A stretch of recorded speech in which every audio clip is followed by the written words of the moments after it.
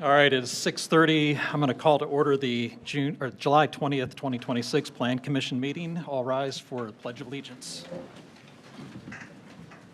To the flag of the United States of America and to the republic for which it stands, one nation, under God, indivisible, with liberty and justice for all.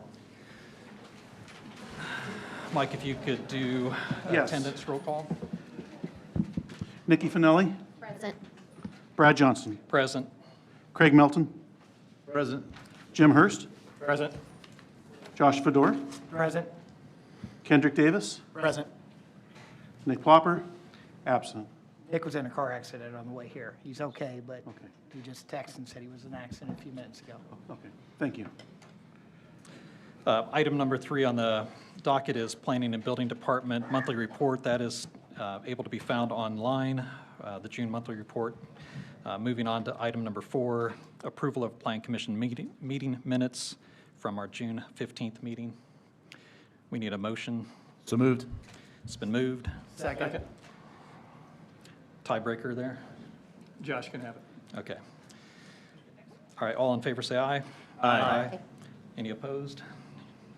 All right. Next item on the agenda is consideration for agenda modification. I would like to ask for the friendly market to be moved to our first item in continued business.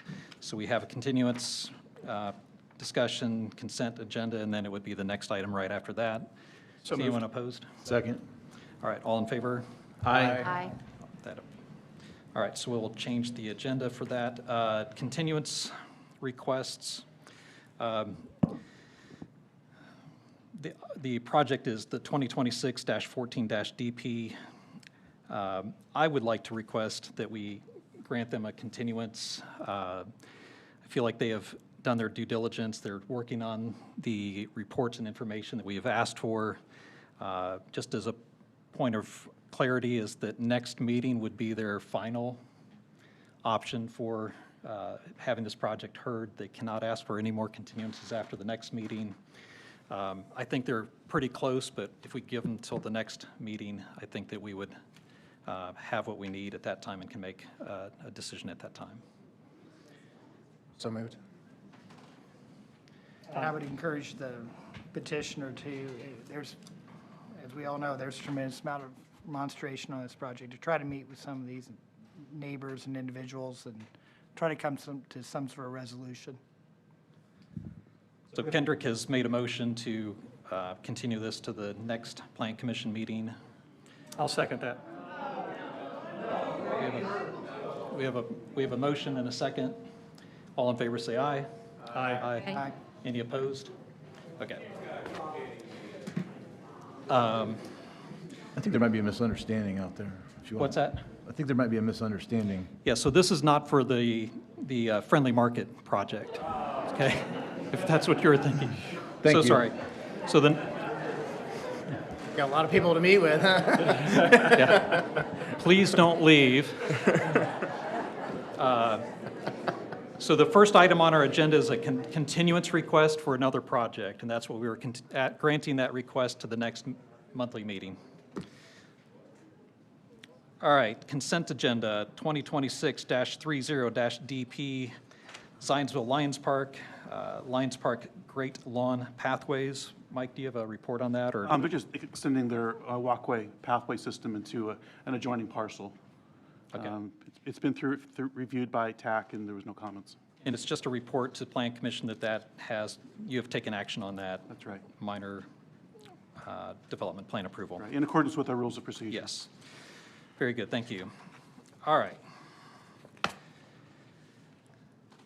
Next up is 2026-25-DP, which is the Keeler Webb Associates Friendly Market Convenience Store and Gas Station. Staff, do we have a brief report?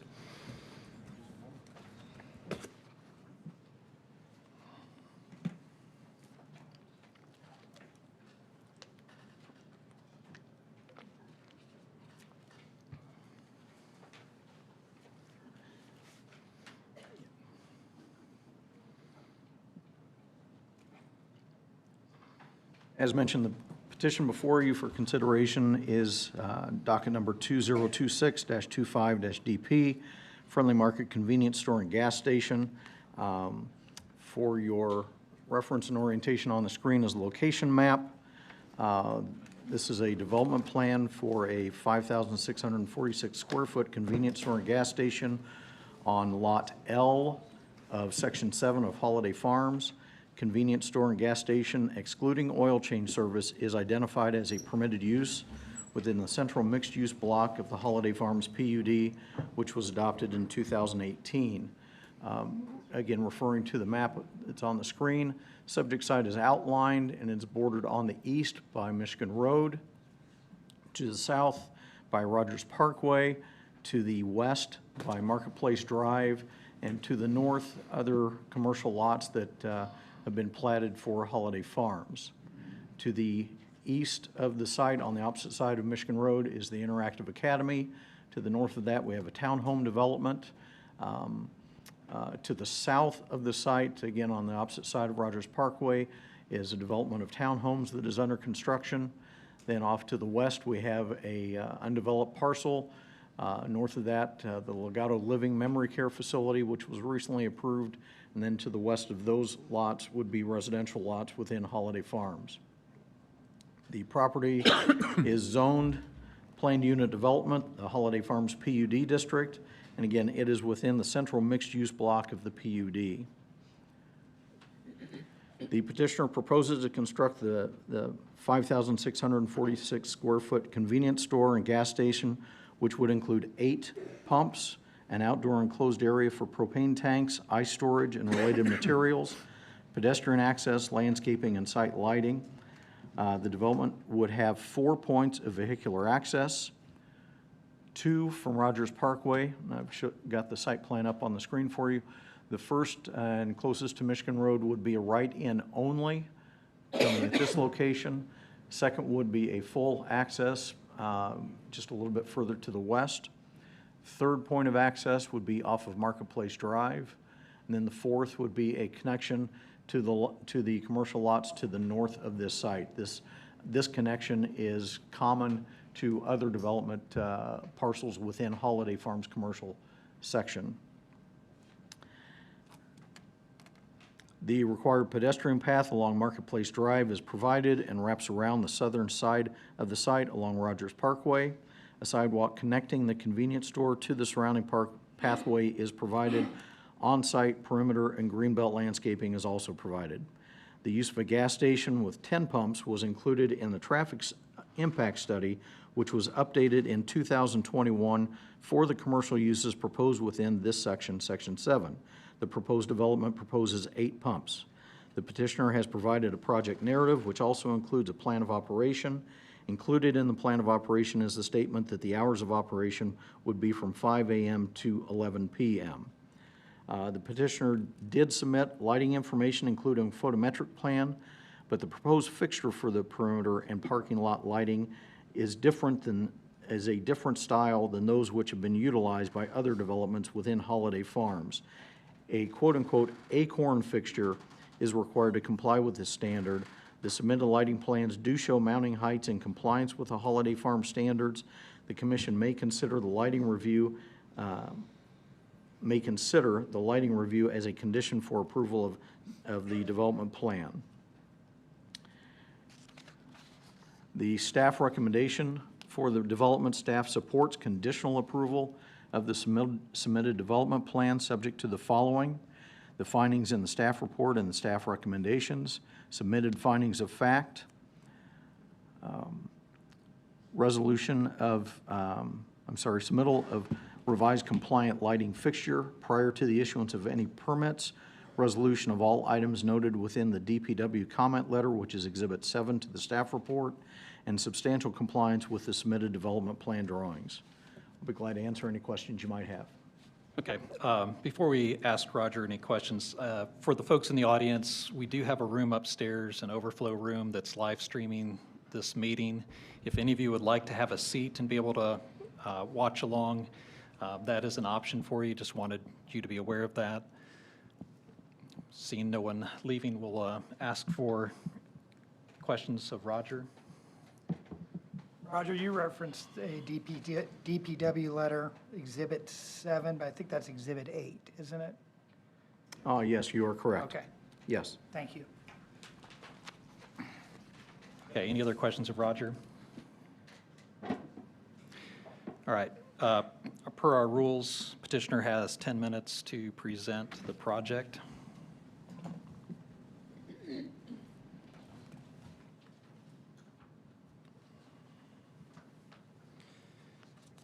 Shall I proceed? Yeah, Okay. yeah, whenever you're ready. Good evening, members of the Plan Commission. My name is Kyle Russaterritz, partner with Denton's at 10 West Market Street in Indianapolis, Suite 2700. I'm here this evening on behalf of Mann Brothers Holdings, the developer of Lot L at the club at Holiday Farms, commonly known as 3805 Marketplace Drive in Zionsville. In attendance with me this evening are representatives of the development and consultant team, including Jesse Mann, co-owner of Mann Brothers Holdings, Adam Dehart of Keeler Webb and Associates, as well as representatives of Oscar Larson, the installer partner for the developer. We're excited tonight to present a project that we believe will be a high-quality addition to this part of Zionsville and the Holiday Farms community. The proposed use is a convenience store and fueling station, which is permitted under the applicable Holiday Farms PUD ordinance. The question tonight is therefore not whether this use belongs on this commercial lot, but whether the site plan and the development plan petition thoughtfully implements the permitted use and complies with the Holiday Farms and Zionsville zoning ordinances. The project before you this evening is a planned upscale convenience store and fueling station designed particularly for the established development that is Holiday Farms.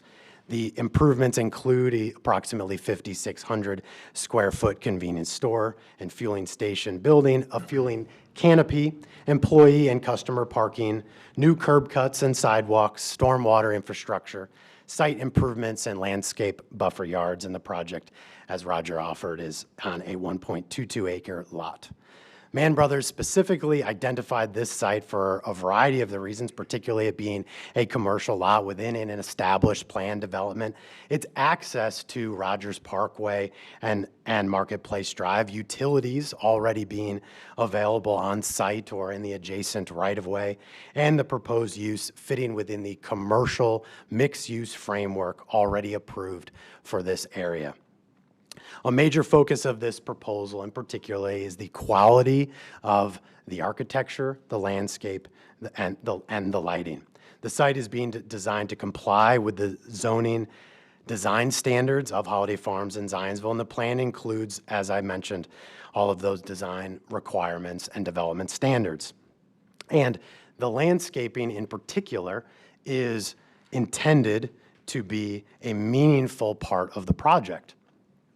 The goal is to create a polished, attractive, and well-maintained commercial site that looks and feels appropriate, not only for Zionsville, but particularly for Holiday Farms, working closely with David Roush and Larry Hemp to fine-tune that landscape architecture.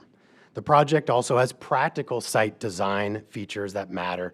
Stormwater and impervious surface drainage will be collected and conveyed to a private storm sewer system to the Holiday Farms storm sewers, with the existing storm system flowing to the development's detention pond. The existing site has utilities available, as I said, either on site or in the adjacent right-of-way. And the utilities already have adequate capacity to serve the facility without additional off-site upgrades. The structures, of course, will meet applicable local and, importantly, state code ordinance requirements, utility standards, and fire safety requirements. The project will provide a real convenience for residents, employees, club members, golfers, customers, visitors of not only Zionsville, but in particular Holiday Farms. It will offer nearby access to fuel through 8 pump stations, and will have an air pump for use as well. The store is expected to offer, of course, the natural daily convenience items, as well as additional benefits like ice cream, fresh produce and fruits, breakfast and lunch items, propane exchange, ice being available for resale as well. And the goal is to provide nearby residents and visitors practical services in one attractive and well-maintained location. And it will bring new customer activity, encourage local spending, and enhance the tax base without adding a burden to the school system. All elements contemplated throughout the PUD ordinance rezone process as a legislative act before this Plan Commission, as well as the Town Council, and all consistent with the comprehensive plan.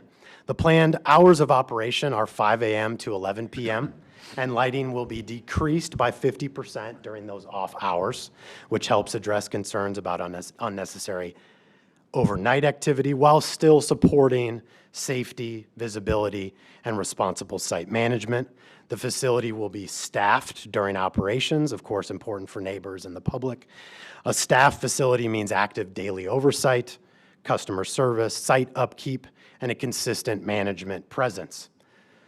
Owners, customers, delivery trucks, and employee vehicles will all access the property through proposed curb cuts on Marketplace Drive and Rogers Parkway.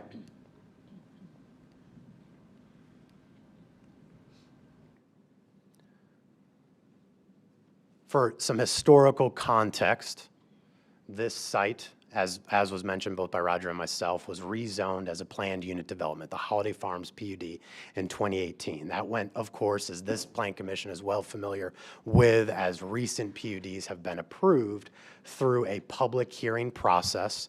The petitioner had to submit the land that is subject to this petition, as well as the entirety of Holiday Farms for a petition for a zone map amendment. That would have had to go through a public hearing process before this Plan Commission, a public notice process where neighboring landowners and constituents within the town of Zionsville would have been notified through that process. And then ultimately, after leaving the Plan Commission with a unanimous favorable recommendation to the town council, that PUD ordinance went to the town council, at which time it was unanimously approved.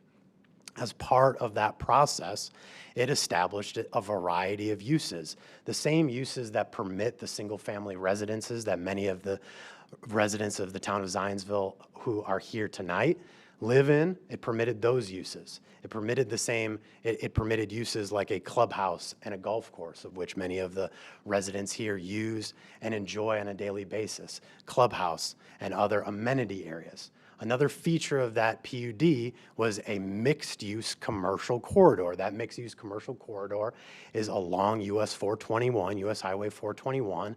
Many of us drive to the Starbucks or drop kids off at the Kiddie Academy, or are looking forward to the future development of other aspects of that mixed-use center, that commercial element of Holiday Farms. As part of the PUD process, it was also a question of former president of this Plan Commission whether or not the Holiday Farms PUD and that mixed-use sub-district would include certain uses like a bank, a drugstore, an assisted senior living center, a service station, aka a gas station, restaurants, and other uses. And it was specifically confirmed by the petitioner on the record during a public hearing whether or not Holiday Farms would have comparable businesses to other similar PUDs in other neighboring jurisdictions, a la Bridgewater and Carmel, of whether or not a fuel station or service station would be permitted in Holiday Farms. It was answered point blank, yes. As I'd explained, the PUD advanced from the Plan Commission on to the Town Council for a unanimous approval.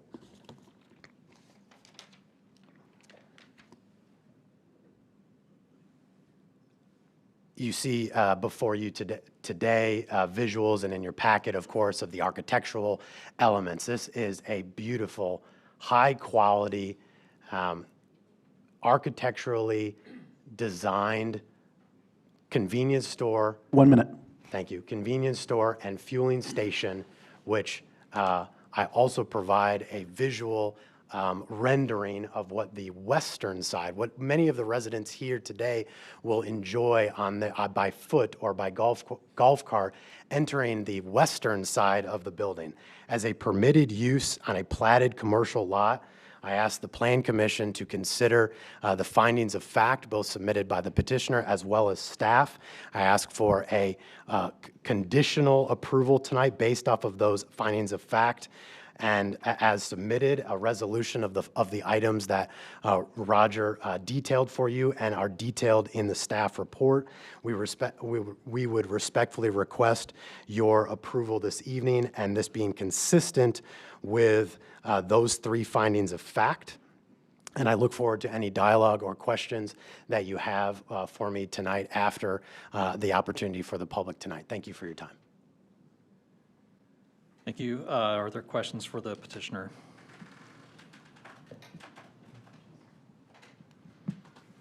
We have a chance later. Yes. Yeah.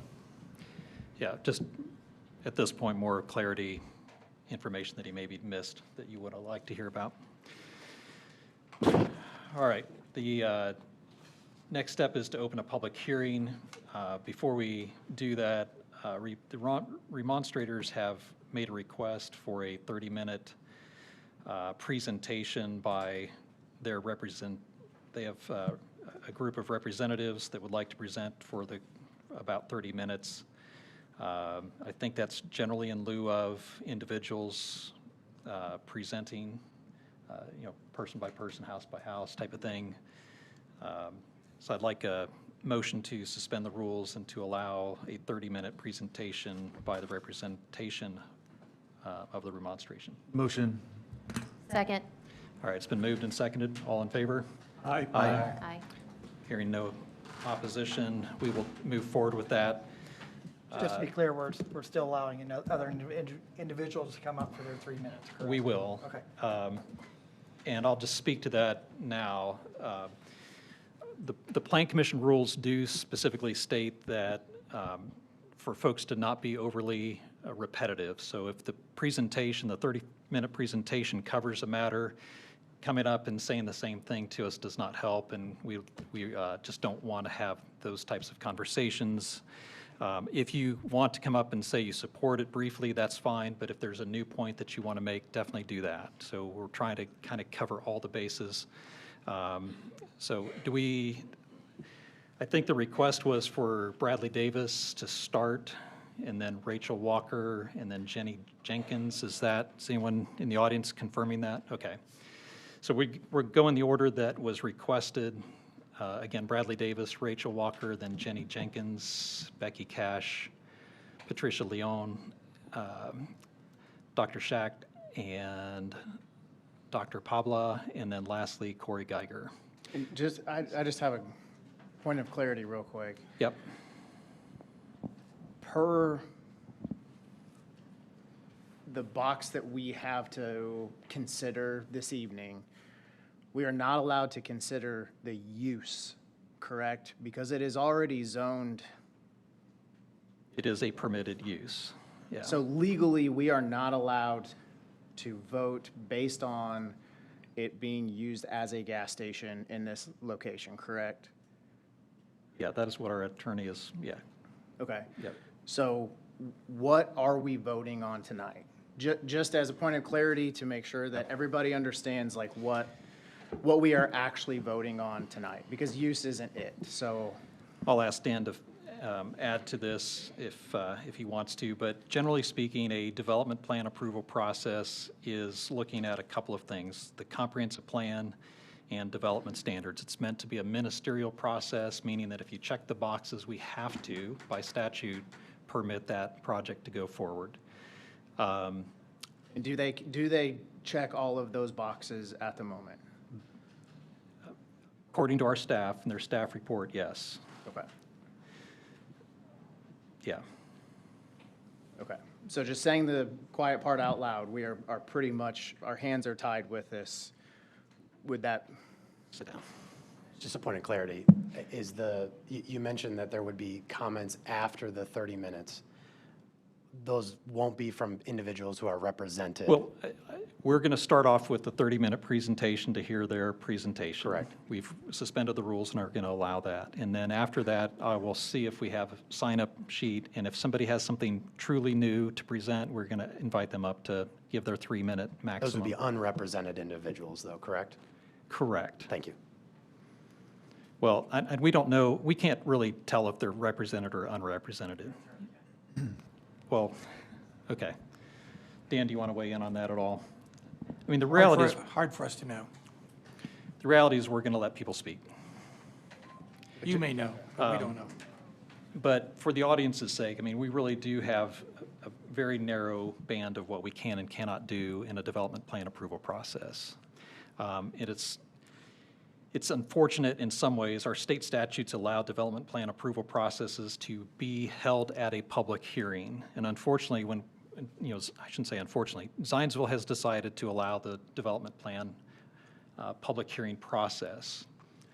What we hear a lot is that implies that we have discretion. And the reality is we don't have discretion. We do it in the public eye, but we really are bound by, did they check all the boxes or not? And if they did, we approve them. If they didn't, then we try to, we vote accordingly. So, all right, who's, Brad, one correction. I believe State Representative Becky Cash is present. She will not be speaking. oh, okay. Thank you. I'm just going off the list that was emailed to me, so thank you, appreciate that. Bradley Davis?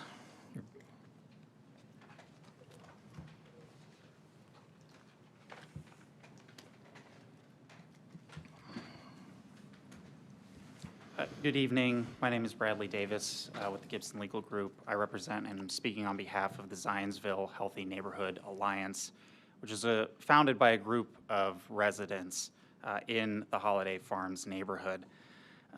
As you'll hear from myself and the other remonstrators this evening, there are many reasons to deny this petition.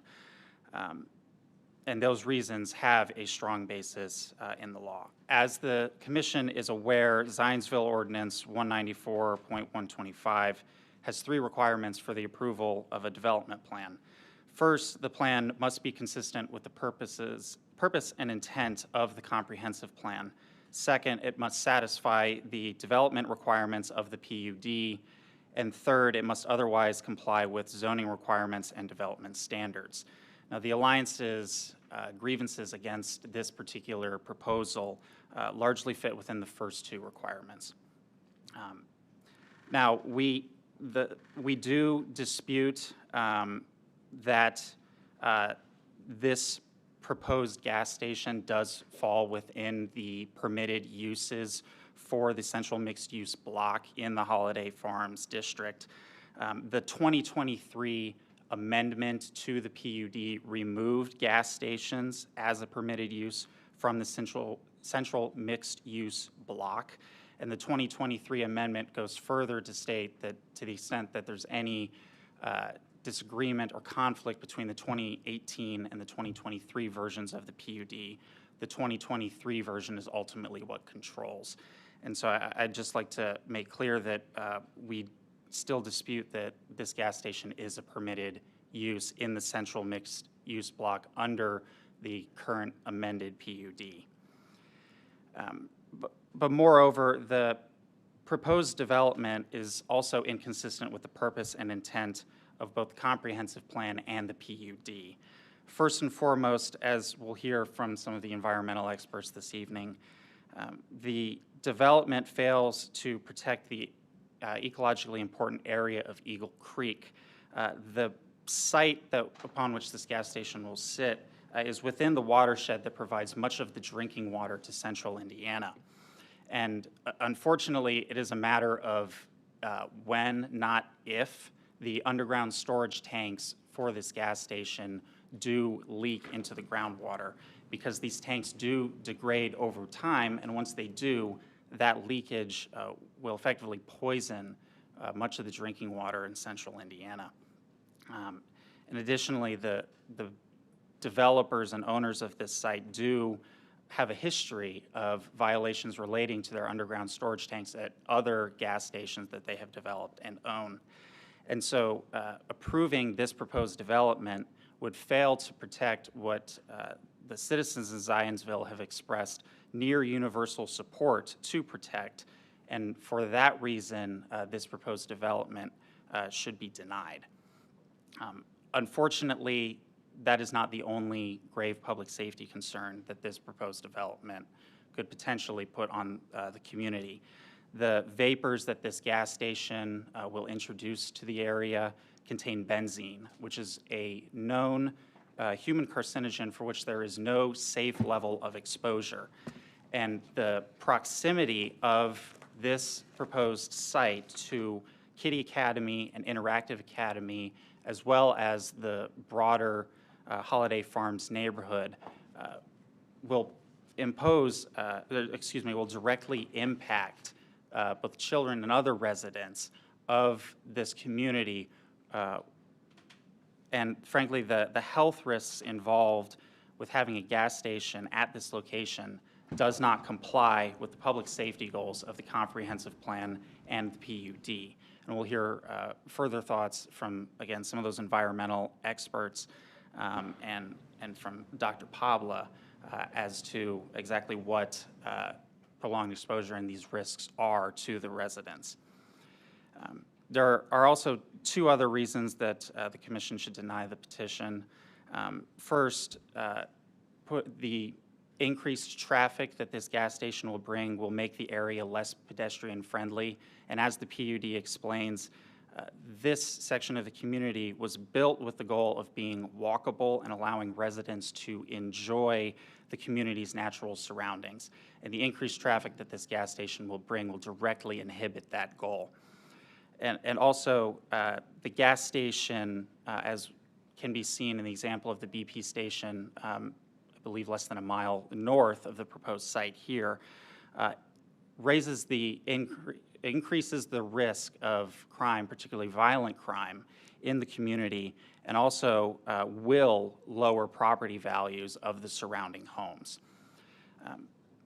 At the end of the day, Zionsville and this commission has a duty to honor the commitments it made to the community through both the comprehensive plan and the PUD.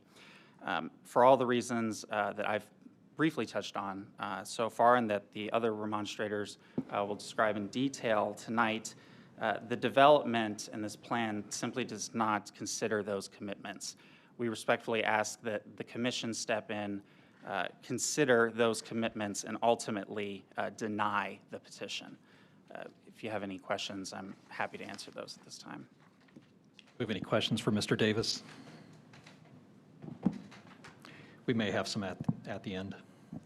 Thank you. All right, thank you. Next, Ms. Walker. Pardon me? Are we able to bring up the presentation? I think it's Mundell do you and have that, Associates. Mundell and Associates. oh. Sorry. Mundell and Associates.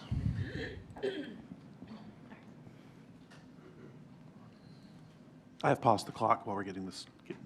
I've paused the clock while we're getting ready Oh, here. thank you. I appreciate it. All right. Thank you very much.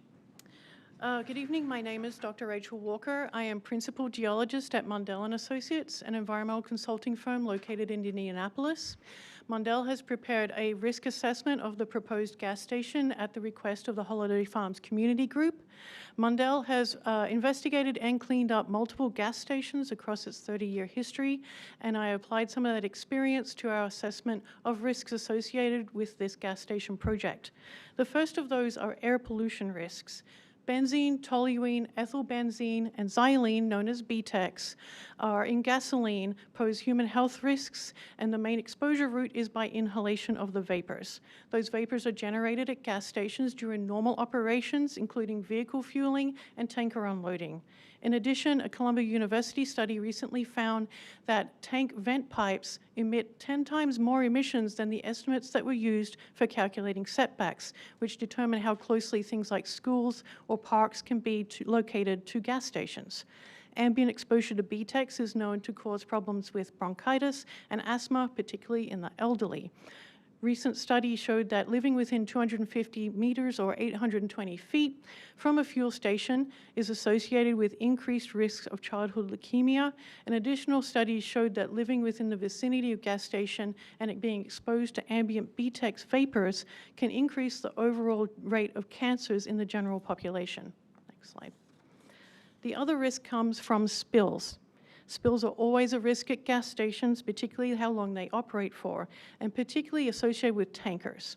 Tanker spills can be anywhere from hundreds to even a few thousand gallons, and at this particular development, that could end up in the stormwater system, which could end up in the stormwater pond, which is an irrigation source for the Holiday Farms golf course. The Holiday Farms area, as noted, is in the Eagle Creek watershed, which is an important source of drinking water.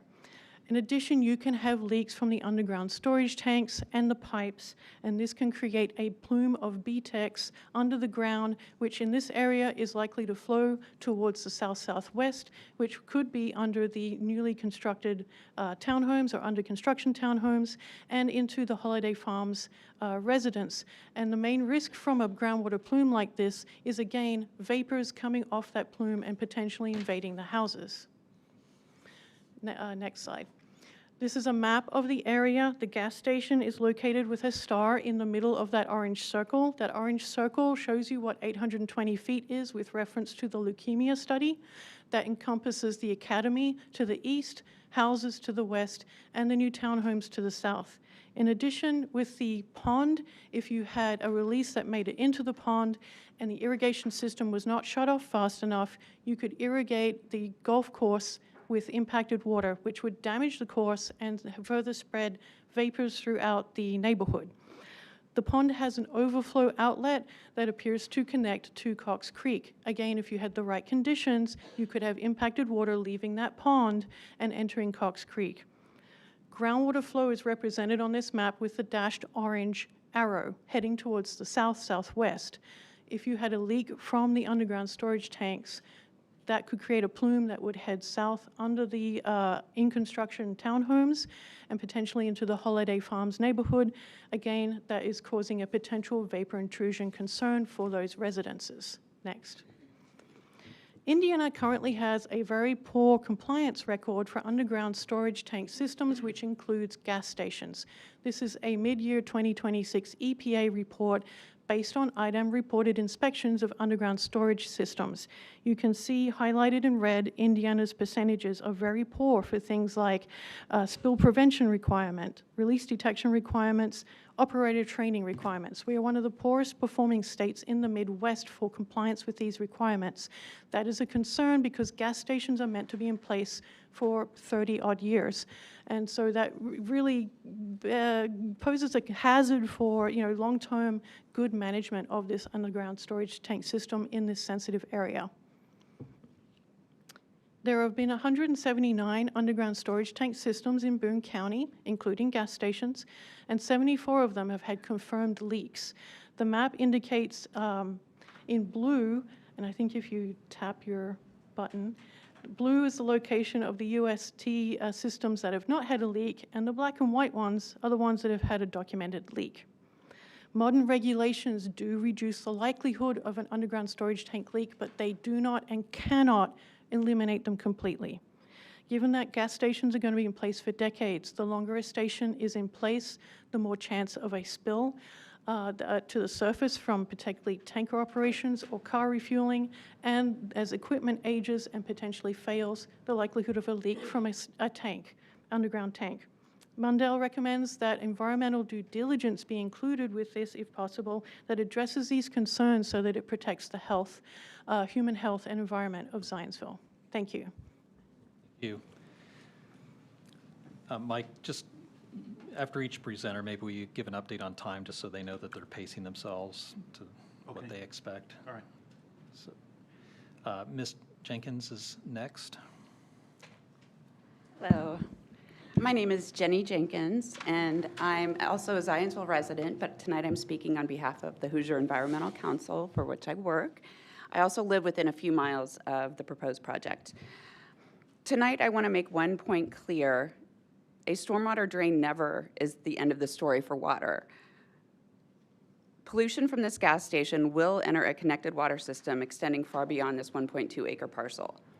The town of Zionsville identifies vehicle fueling at this particular site as a stormwater hotspot. What that means is that it creates a higher than normal risk that rainwater leaving the property will carry pollution. And that matters because of where the water goes. Rain falling onto the gas station property would flow into the detention pond at Holiday Farms, which is used for the golf course irrigation. But on the south side of that pond is an outlet into an ephemeral stream.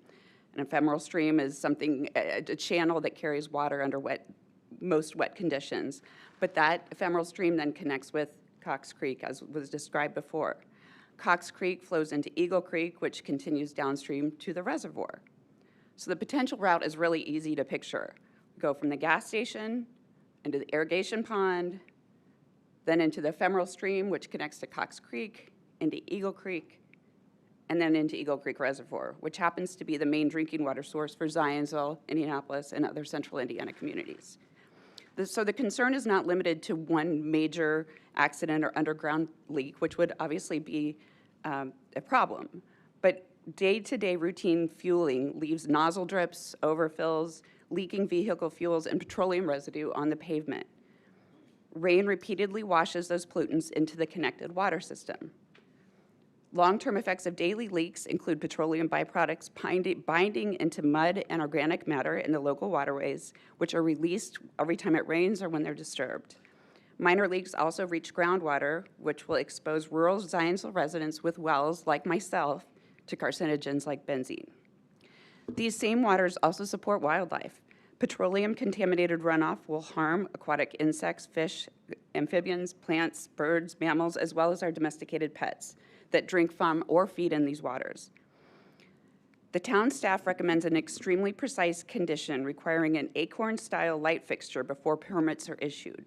Shouldn't environmental protections be equally as precise about keeping pollution from leaving this property and entering our water? AGC recommends denial of the proposal as presented. At a minimum, we would request that the 4 protections that are listed in our written comments that were already submitted are addressed. Number 1, appropriate setbacks from the sensitive uses and water resources. 2, groundwater and surface water monitoring. 3, a site-specific spill response plan. And 4, a binding plan for safe closure, cleanup, and restoration. The Commission is not deciding only what happens on this 1.2-acre parcel. Because water connects it to everything downstream, it is deciding what protection will be required for local streams, regional drinking water, and our wildlife. Protecting the appearance of this development matters, but protecting the water around it matters more. Thank you. Thank you. There are 15 minutes remaining on the clock. All right. Ms. Leone? Okay. All right, good evening, members of Zionsville Planning Commission. My name is C.J. Pabla. I've been a physician for 20 years and with experience in emergency medicine, and prior to that, I did graduate work in biochemistry and physical chemistry. I live in Holiday Farms and on Cherwell Drive, along with a lot of my neighbors that are here, and I appreciate the support.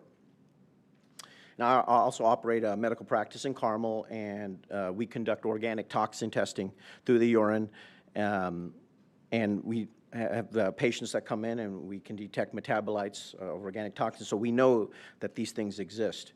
I'm asking you to vote no on the proposed gas station in our village because this is not just a planning decision, it's a public health decision. Benzene is one of the most dangerous chemicals in gasoline, as has been presented before. The International Agency for Research on Cancer classified benzene as a Class 1 carcinogen to humans, and in 2025 it also classified automotive gasoline as a carcinogen. Class 1 carcinogen means that there's conclusive human epidemiological data providing the agent causes cancer. To give you an example, this is in the same class as asbestos and tobacco smoke. It's indisputable. Public health agencies state that people that are exposed to benzene gasoline vapor during refueling, benzene has a very high vapor pressure, meaning that it evaporates very easily into the atmosphere. And think about it, that's at room temperature. So what's it going to be, 80, 90 degrees? It's going to aerosolize like significantly faster. The hotter the ambient temperature, the more the volatility. That matters here because the gas station is not just a convenience business, it's a constant source of vapor emission. These exposures do not stay neatly within the property line. They affect the air, the water, and nearby residents breathing and drinking every day. And the concern is not theoretical. There are thousands of peer-reviewed studies, and we can provide a lot of these studies if you would like, that establish a causal link between benzene and cancer, specifically childhood cancer among children living near gas stations, with leukemia risks increasing as the closer the children lived toward the gas station. The EPA recommends a minimum buffer zone of 1,000 feet between gas station and sensitive areas like schools, daycare centers, playgrounds, and residential neighborhoods. And we know where the proposed gas station is going to be, definitely within that 1,000 feet recommendation. There is an irrigation pond, as mentioned, that irrigates the golf course, and that's within a few hundred feet of that. Zionsville has worked hard to preserve the character of its village and protect the quality of life of its residents. A gas station is fundamentally inconsistent with a goal when it brings toxic vapor emissions, more noise, and avoidable long-term health concerns into close proximity with neighborhoods. If the gas station is built, the exposure risk becomes part of daily living for the surrounding community. My request is simple. Please do not approve this gas station in our village. If the town is not prepared to reject it tonight, then at very least require a formal environmental health impact review that specifically evaluates benzene exposure and other VOCs that are in gasoline.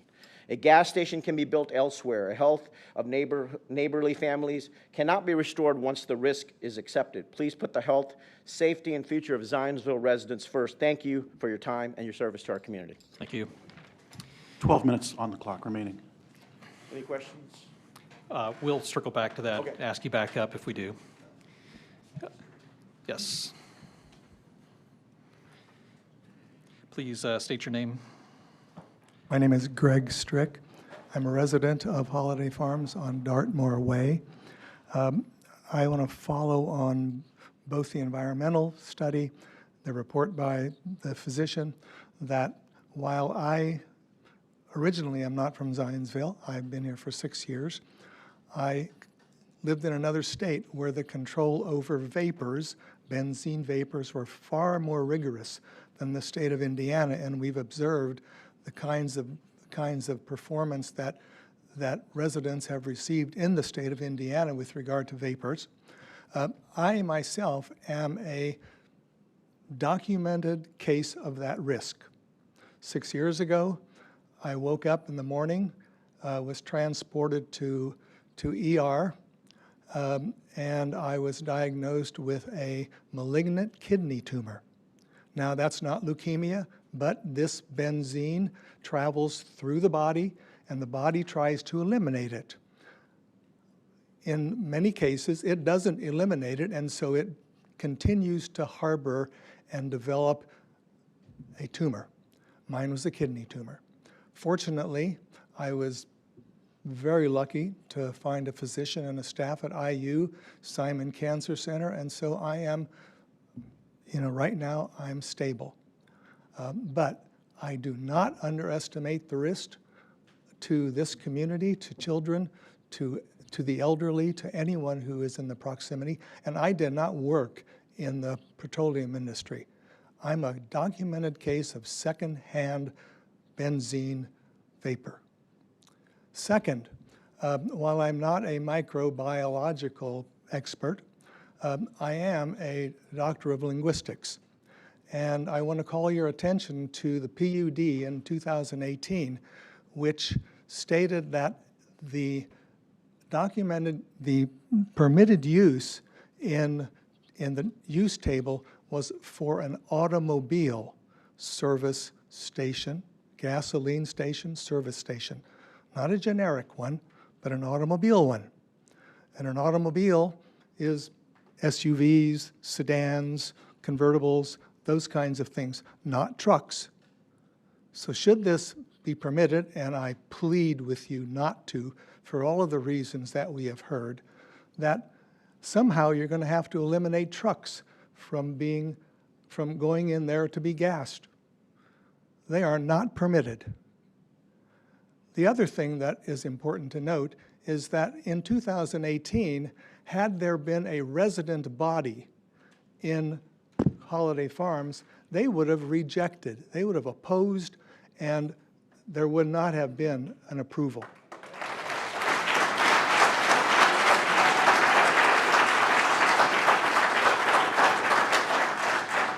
I didn't live here in 2018, and I grant you that many of the people in this audience did not. And I did not read the PUD. I was not offered an opportunity to read the PUD. I was given the CC&Rs. I read those before I deposited and purchased. And I grant you, with my one show of hands, and maybe others, that far more than me did not read or were invited to read the PUD. And for that very reason, I ask personally, but on behalf of all of those who didn't have a chance, to do what the neighborhood did on the other side with the amended PUD, to reject, oppose the gasoline station. It was taken out of that amended PUD. So I thank you for your attention. Thank you. Any questions? Again, not at this time. We'll circle back and see if we have questions at the end. Thank you. Thank you. There are 7.5 minutes on the clock. Next.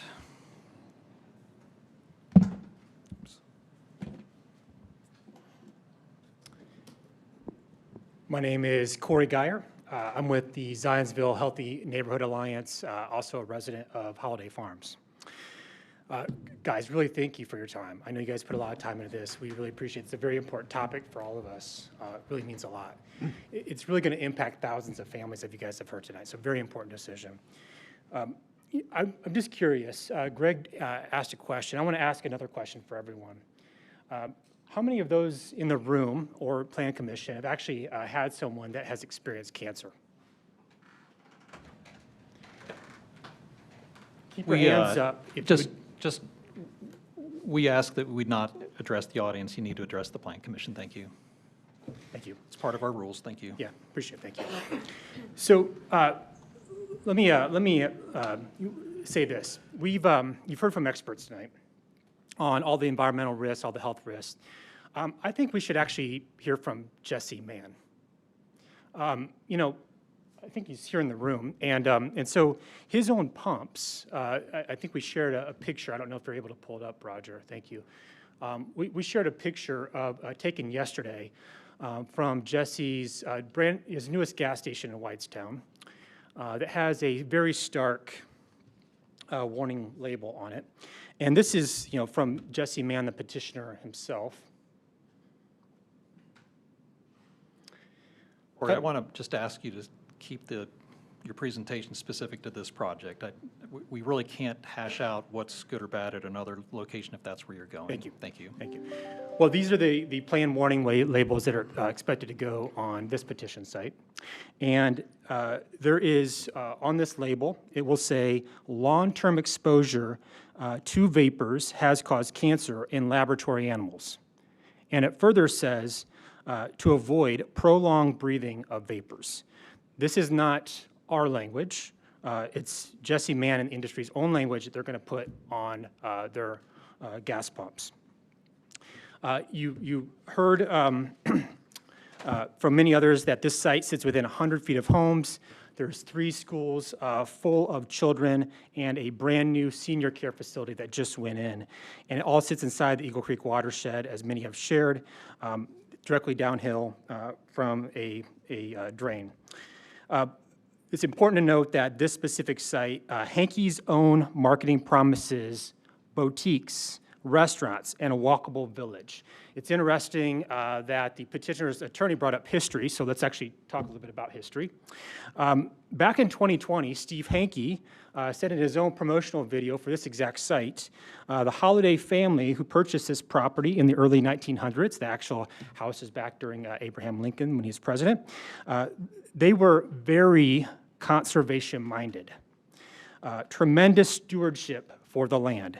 Steve Hankey goes on to say they really wanted to make sure that it was a legacy for their dad. And now we're here talking about a gas station. Wow. And when residents were asked directly to Hankey, Brad Hankey, I personally reached out to him every single day, Clint Cushman, We heard nothing. We got silence. Ironically enough, just today at 4 o'clock, we finally heard back from Brad Hankey. You guys should probably check out this email. Happy to submit it because they're actually trying to negotiate some things with Jesse Mann about that. Doesn't sound like their plans are quite done yet. Probably should ask them about that.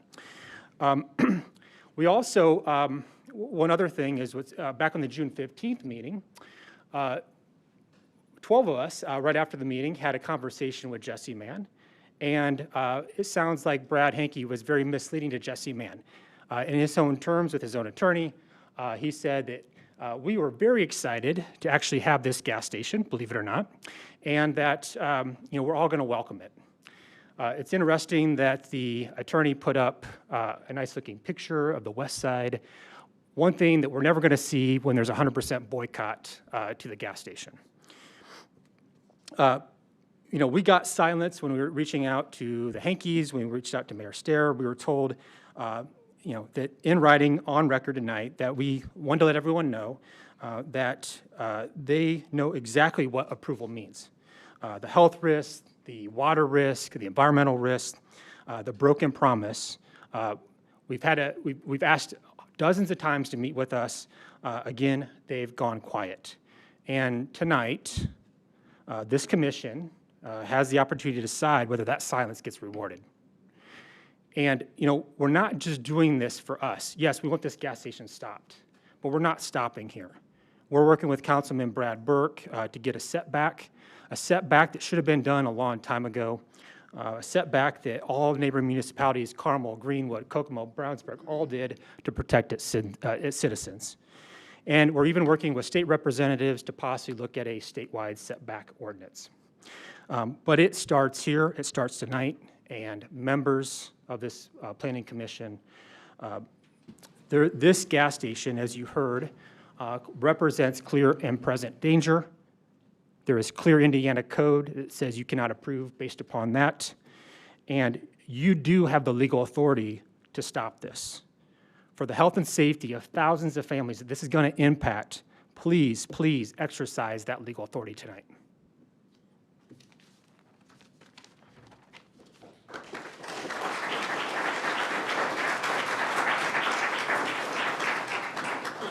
There's a minute and a half left on the clock. Is there anyone else that was in your group to present? Okay. Do we have a sign-in? Great, thank you. All right. Continuing on with the public hearing, I'm going to call names for those that have signed up to speak tonight. Again, asking folks to not repeat presentation materials. We are in receipt of over 250 letters. We have read those, at least I know that I have, and I know our attorney and others have read those. So just know that we have heard the voices of folks that have submitted those letters. So again, just try not to be overly redundant of what's already been presented. If anyone has any new material, we definitely want to hear that. So first up is Bradley Davis. Is that, you already went, is that right? Yeah. Rachel, Jenny, Greg, Corey. Okay, the next one, Patrick Leone. Is Patrick here?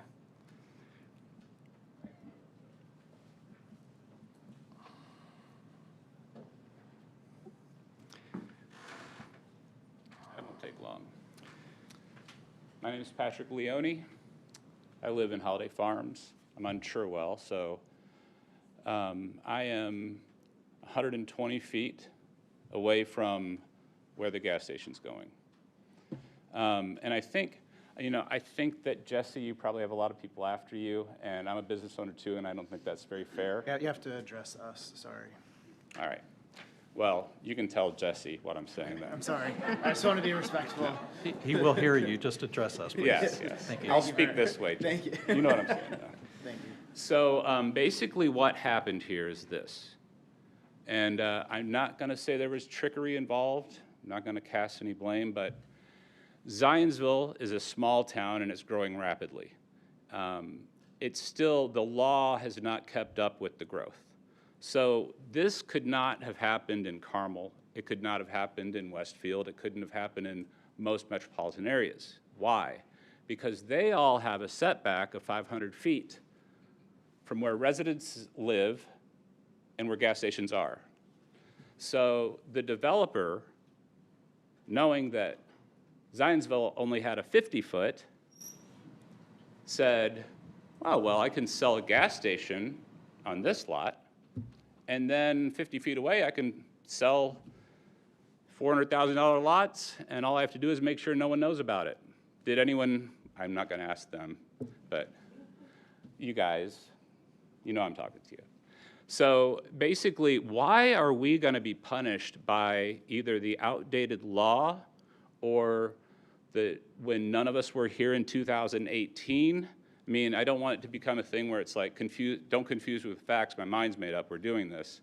You have the ability to stop, even though it might not be by the letter of the law what you guys do here, we all have to work together to stop this because it will be here for decades. This doesn't go in for 1 year. This goes in for decades. And the first thing we're gonna see when there's a problem isn't gonna be some lab report. 1 minute.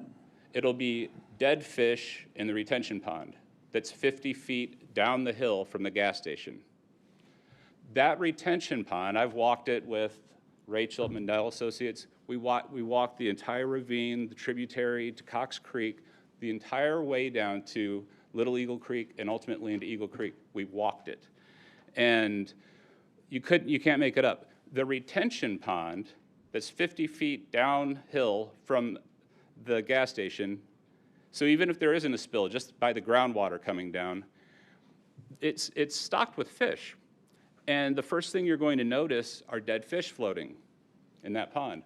Once you see that, it's all over because the overflow pipe for the retention pond Time. pours right into Cox Creek. So, dead fish in the pond, aquatic life dead for the Eagle Creek watershed. It is what it is. Thank you, Patrick. I don't know if I can read the writing, but Anu, is that first name? A-N-U?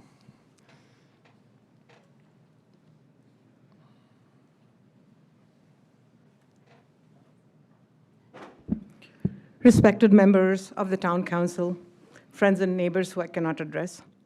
My name is Anu Bagh. I live in the Holiday Farms, Alderborough Way specifically. Lived here since 2022 with my husband. Before Holiday Farms, we spent 22 years in Carmel, where we raised our 2 children. Both are adults now. One lives in the state and the other in New York City. The letter that we received from the developer today highlighted brick detailing, covered porches, landscape design by a well-known architect. But none of those, in my opinion, address the underlying risks that we have all been concerned about. We have heard from the experts today about the risks of benzene, of cancer. Benzene does not care about brick paver walkways. Underground tanks don't leak less because the building above them looks charming. Making this pretty does not make this acceptable. If anything, it would be akin to putting lipstick on a pig. And let us be very clear on what friendly market and convenience stores and mixed-use development actually mean here. A sandwich shop? Yes. A yoga studio? Yes. Senior living? Of course. But those are not equivalent to an 8-pump, 18-hour gas station. And there's a simple math to this decision. 2 gas stations already serve this corridor. A third adds almost nothing to this community that we already don't have. The rewards are marginal. The risks, however, the myriad of risks are not. Mr. Attorney here mentioned real convenience and nearby access for neighbors, club members, and guests. How do we define nearby? We have a gas station within a mile, and the next one is within 5 miles. Does the convenience of driving less than 1 mile, or for that matter, 5 miles, offset the myriad of associated health risks we've been hearing from physicians, environmental specialists? 1 minute. Add to that the documented drops in home value near stations like this one. The US News and World Report rated them, Carmel and Fishers, are number 2 and number 1 and number 2 in 2026 best places to live rankings. That did not happen by accident. It happened through deliberate choices of what got built and where. Zionsville, our wonderful city of Zionsville, is on that trajectory. Tonight's decision, sir and ma'am, will either continue that trajectory or interrupt it. To be noted, there are no gas stations located directly within the Chatham Hills or Bridgewater developments. Like the developer, the attorney today, the attorney today also went into great lengths about cosmetic concessions, softer lighting, nicer architecture, landscaping, unfortunately, but they do not substitute for our risk assessments. Time. How can we, in good conscience, focus on light fixtures when the health of our children are on the table? Please consider. Thank you, sir.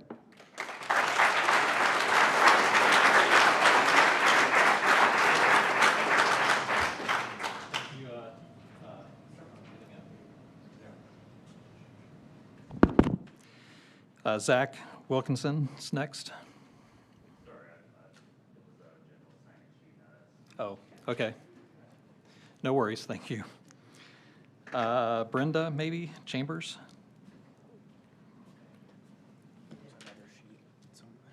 Okay.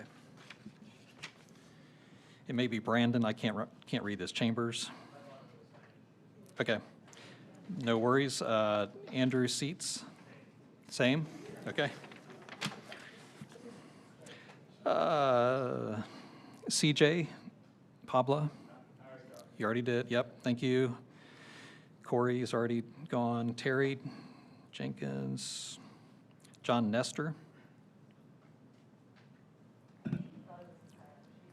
Okay, and then Bob Eckert, maybe? Or, oh, no, that's Schacht, maybe? Robert Schacht? Okay, looks like we've gotten through the full list. All right, Plan Commission, this is our time to ask questions of any of the presenters, and then we're going to have the petitioner come back for a rebuttal. Is there any clarifications or any information? We can always ask them back up after the rebuttal as well. I have a couple of questions. My first is for Mr. Geiger. You indicated that perhaps there were some negotiations going on starting possibly today, and I just wanted some clarification on who those negotiations were between and what items those entailed, because I would hate for us to decide something in negotiations that could potentially be palatable to both sides. Wish I could tell you. I wish Brad and Steve Hankey would communicate with us better versus the first communication after dozens of attempts. We got an email today at 4:06 Eastern. Happy to read the whole thing. We can submit it to you if you'd like to see a copy. Brad Hankey mentioned to all the Holiday Farms residents that they've tried to work with Jesse Mann to move the gas station, try to make alternate locations within their portfolio, as even offering costs associated. Again, he says that he's been communicating with us about all this. He has not. And he goes on to say, we've also heard concerns regarding operational matters, including hours of operation, lighting, size of fueling area. We have communicated Friendly Market and the Zionsville Plan Commission that we would strongly encourage, their words, reduced operating hours, lower site lighting during evening hours, reduced number of fuel pumps, and additional landscaping and screening.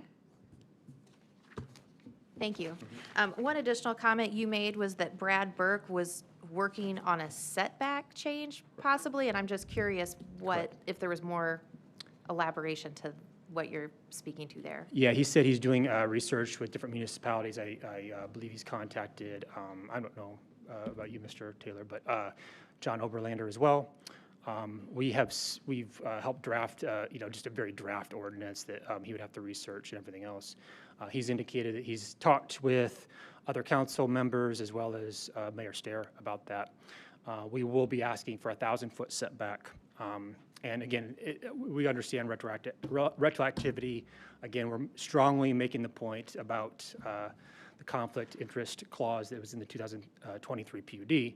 But beside the point, with this, it would not impact us. It's only to help future residents of Zionsville. To be clear, there are dozens of municipalities doing this. Zionsville, which I know takes a lot of pride on the environment and safety and health of all the citizens, is going to be one of the last major municipalities in central Indiana to do this. Thank you. Any other questions? Mr. Resiteritz, if you would like to have your 5-minute rebuttal.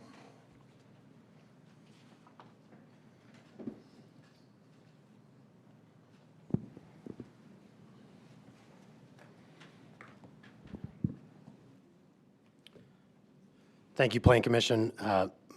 Much of the items you heard tonight from the members of the public and residents of Holiday Farms and the Healthy Neighborhood Alliance go directly to the use as a gas station and a fuel station, which I addressed in my opening comments. But I will attempt to go through some of the items in particular that I think you might have follow-up questions on.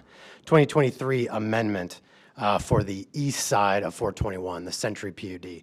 That PUD only pertained to the real estate that was subject to that amendment. So the removal of the permitted use of a gas station only pertained to the east side of 421. It did not amend the use table for the mixed-use corridor on the west side of 421. When, not if, the tank degrades, fails to protect the watershed of Holiday Farms and the drinking water of central Indiana.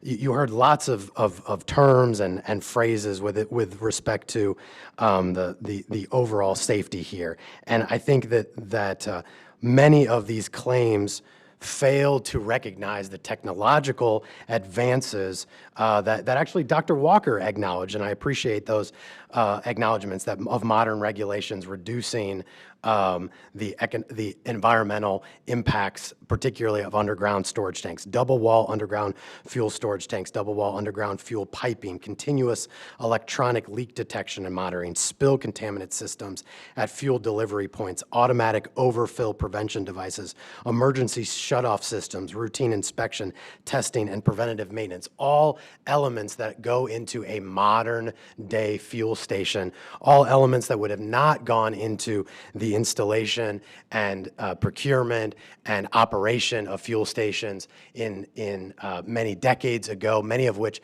are the topic of many of these studies that the opposition and remonstrance has submitted to you and you have reviewed tonight.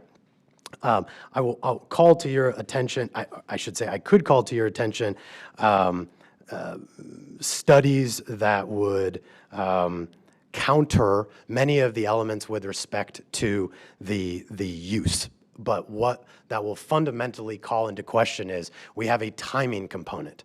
The Plan Commission sent a favorable recommendation to the Town Council. The Town Council approved an ordinance that established a use that is permitted. If the gas station had been developed as it would have been rightfully able to do so in 2019, if it had submitted a development plan, well before many of the residents of Holiday Farm had purchased their lots, that would have been permitted in the same way as the development plan is permitted today via use. I'll speak to some of the, I'll speak to the others. Please refrain from making comments while Kyle's presenting. We need to hear this presentation. What I want to call to your attention is in particular, some of the later comments we were hearing about the safety that other jurisdictions are taking upon themselves to employ setbacks between fuel stations, in particular pumps and vent pipes. We heard tonight, for example, the city of Carmel enacting an ordinance several years ago to establish a minimum 500 feet setback from residentially zoned or used property between pumps and vent pipes. If, for example, the town of Zionsville had that same ordinance, the exact same ordinance, this site, as proposed, would comply with that ordinance. Let him finish. For example, you heard some data points that would skew your understanding of the distance between residentially used single-family parcels within Holiday Farms and our site. For example, you heard tonight that one of the residents is situated 120 feet from the gas station. That resident in particular is over 400 feet from the resident.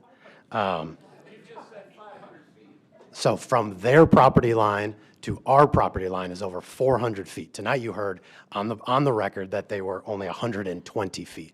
So I would encourage you, and I'm sure you have, and staff has in fact, measured some of the distances between the single-family residences within Holiday Farms and our proposed development. So let me reiterate a point. The pumps and the vents servicing the underground tanks in the city of Carmel must follow a setback ordinance of 500 feet from both of those items to residentially occupied parcels. For example, the single-family residence within Holiday Farms, our pumps and our tanks exceed that. Happy to have a dialogue of any questions you might have. Okay, just a moment. All right, so this is our opportunity to ask questions of the petitioner as well as of the persons that presented. Does anyone have any questions that you want to answer? Can I ask? Go ahead. Start with Kyle. I was just going to ask, so you may not know, but how often are these tanks replaced? Is there a cadence that the state requires to replace these after 25 years, 30 years, 15 years? And this is a tank question, just because the tanks came up. Is that something that you can answer?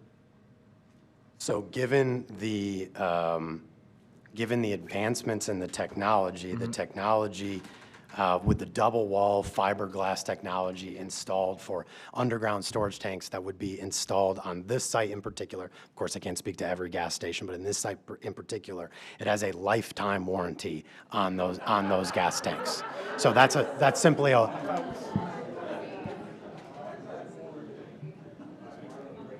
Thank you. So my next question is, I'm looking at the development plan, the proposed site plan. My question is, what system, or oil separation system, or is it a swirl system? Is there some kind of system that's on this that I can't see, that's going to retain the spills onto the property and keep it or prevent it from hitting the retention pond? I would like Adam Dehart, the engineer for the site, to answer that question. That'd be great. Thank you. Good evening, Plan Commission members. My name's Adam Dehart. I'm a project manager with Keeler Webb Associates. Our offices are located at 486 Gradle Drive, Carmel, Indiana, 46032. To answer your question, sir, there's a section in the Stormwater Technical Standards that require special hot spot treatments. Gasoline stations are one of the uses in that ordinance that the town of Zionsville mandates that we adhere to. It asks for specific treatment, and what we have done is installed additional, they're called best managed practices, or BMPs. We have 4 of them. We have 1 additional that is required, so we've installed 4. Each one of the storm structures that's adjacent to where a potential spill could take place has an extra sump and a snout, which effectively works like a septic tank and prevents the any hydrocarbon that would be collected in that storm structure from going downstream. In addition to that, when the storm water leaves our site, it travels through the Holiday Farms storm sewer system, which is a private storm sewer system, and passes through an additional aqua swirl. So we actually provide 2 inline treatments no matter where a spill would occur on the site to prevent any hydrocarbons from leaving the area and even entering the detention pond. So the second one you said is an aqua swirl? Yes, sir.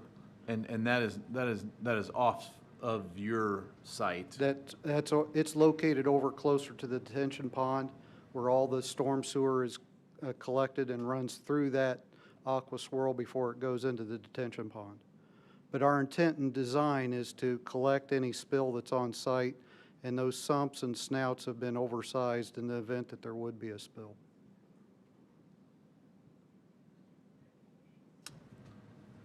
Seems like from a safety perspective, that's kind of been brought up, obviously. You've got some systems in place, you can call them best management practices. You said you have 4 of those. That's the same unit. You have 4 of the same thing? Yes, sir. Thank you. Okay. Just to be clear on that. With regards to the replacement of the tanks, I guess the town of Zionsville doesn't have any requirements for a term life, whatever lifetime guarantee. Craig, Yes. that's all mandated by state And I just want to be agencies clear. and federal it agencies. sounds like we don't have any jurisdiction there. We can't play in their sandbox. We're just not even allowed to. So we have, I understand where you're headed with that. I just want to know if we're going to increase setbacks for the next.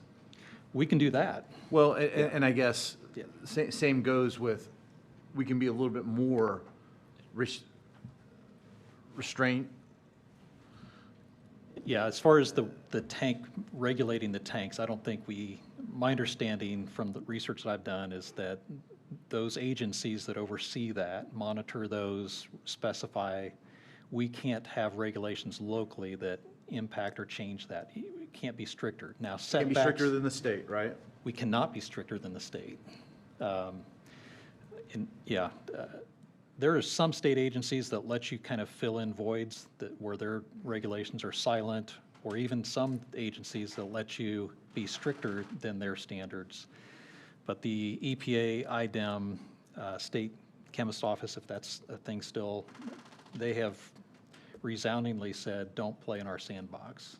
And this project meets all those requirements, is my final. Well, I mean, you could argue, as they have, that our state's regulations for these environmental concerns are not up to par, but we can't change that. And we don't, even if we could, they're not in our ordinance today. And even if you adopt something today, they're vested the day they apply. I mean, our state statutes changed about 15 years ago saying that the day you apply is the day you're locked into those regulations, and you cannot retroactively make something apply. So we're doing something after the fact, but it would only apply to future. I'm just trying to be clear that this drawing that's in front of me, that I can't interpret some of the things on it. Very I want to good make sure points. that those things are meeting the state requirements. Commissioner Melton, for example, one aspect where the town of Zionsville can exceed state standards would be, for example, that stormwater best managed practices. So, for example, one area where we are exceeding the state management practices are we are oversizing what the state would mandate for catching spills, surface spills. 55 gallons would be the state standard. We have oversized them in 4 different instances. In those 4 instances that you spoke to, we have oversized them to 80 gallons, for example. So, and we also have automatic pump shutoffs. On each of our pumps, right? So if, for example, one of those pumps is left on, right, the trigger gets caught, or someone is malicious or something like that, right? It has an automatic shutoff, typically tied to some numerical value, whether number of gallons or cost. And so if that spill was to exceed the state mandated 55 gallons, we again oversize it to 80 gallons. The pump shutoff would close well before those areas were filled. And so it's a nuance, right? It's a planning mechanism. It's a drainage mechanism. It's something that we can work with town staff on, DPW, et cetera. That's different than, say, as Commissioner Johnson offered, regulation of the tank, which is entirely within the purview of the state organization, the IDEM. Will you guys commit to the 80 gallons? It's part of the plans. part of it? Yeah, it's part of the best managed practices here. That's already part of the plans, yeah. Building on what Craig just was talking about, so every drop of rain here, if it flows off the site, where is it going? Is it going to the system you just mentioned, but is it then go to our sewer system, to the storm sewer system, or does it go to the pond? Where's that water go if it makes it through the 4 filtration devices? The storm sewer on our site is collected and goes to a single point leaving the site. That enters the Holiday Farms private storm sewer system, travels west and south, runs through the additional BMP swirl chamber adjacent to the pond, and then discharges from there to the pond. And now, I might add that swirl chamber also traps and holds hydrocarbons in a much larger volume than our site. That particular structure is 9 feet in diameter, and it would hold somewhere around 500 gallons of material before it was able to discharge it. I have a question as it relates to the vapor. Is there any way to do vapor mitigation, and is that something that is mandated by the state or through IDEM?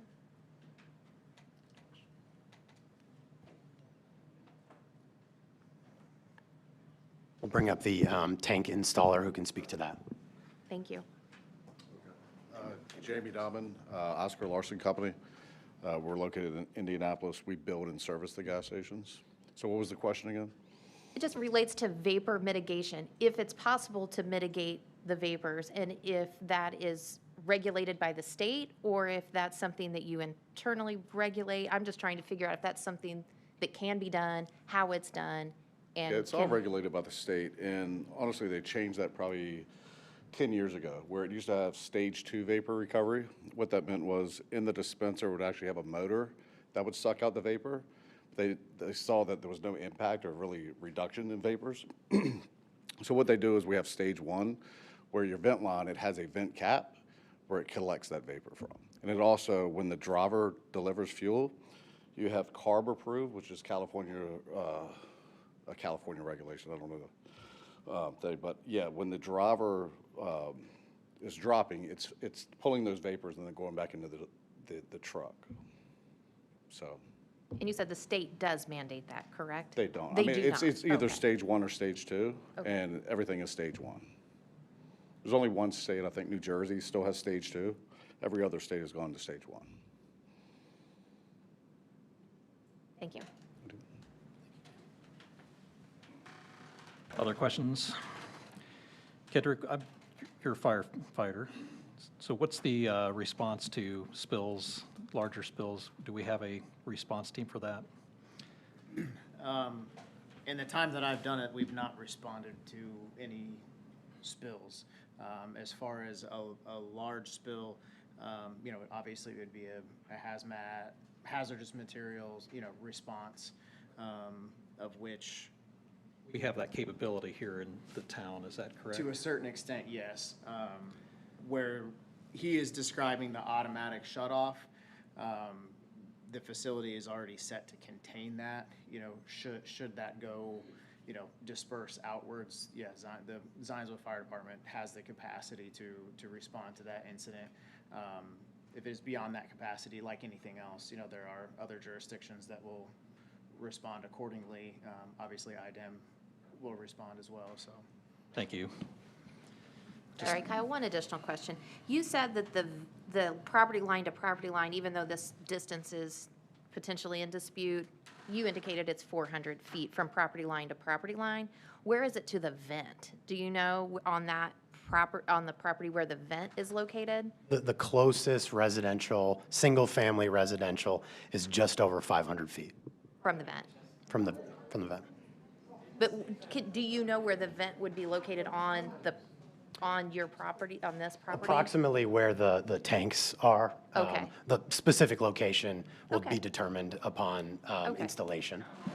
Thank you. I was just curious. Thank you. Right across the street. Which you approved and We cannot take testimony from the gallery. It's hard for us to understand and hear that. Let us finish our dialogue with the petitioner. Let us ask our questions. We may ask for other persons from the remonstration to come up, but just let us finish this and have the courtesy that for the Plan Commission and for the petitioner. All right, some other questions, concerns? This is more for staff. In 2021, we amended the PUD for Holiday Farms to remove some of or to add some residential to the south side of it. We did not change the use blocks in 2021, correct? Not in 2021. Okay. The only amendment to the original PUD was, and I'm hesitant to say we amended that PUD, the new PUD that applies to the property on the east side of Michigan Road was adopted in 2023. There have been no amendments to the original PUD itself. Okay. And the use was in there in the original PUD? Yes. Thank you. And maybe this is just kind of re-asking the same question, but it was brought up that the 2023, the remonstration presented that the 2023 amendment stripped gas stations from the PUD. Is staff looked at that and concurs that it just, as the petitioner said, is it only applied to the east side and not to the west side? 2023 PUD, which was adopted, which stripped the gas stations, applied to the property on the east side of Michigan Road, not on the west side of Michigan Road. Okay, and that was clear as far as I was not on the Plan Commission at that time, so I'm trying to just make sure I understand. Recollection is that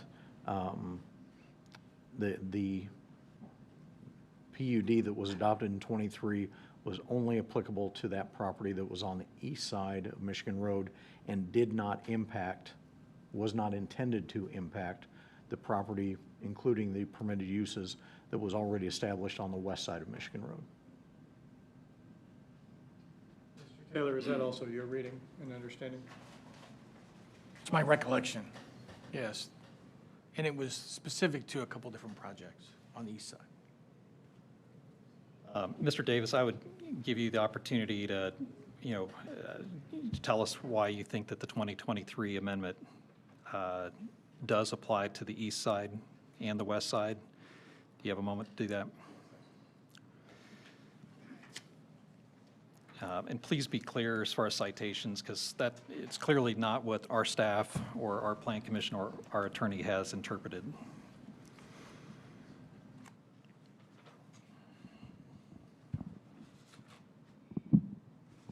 One moment to find the passage I'd like to address here.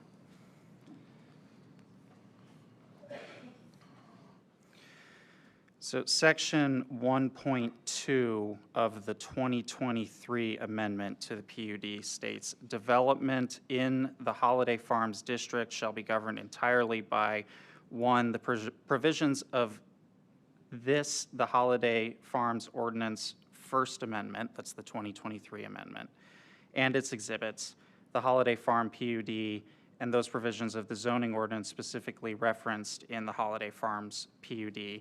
In the event of a conflict or inconsistency among the Holiday Farms PUD, the Holiday Farms Ordinance First Amendment,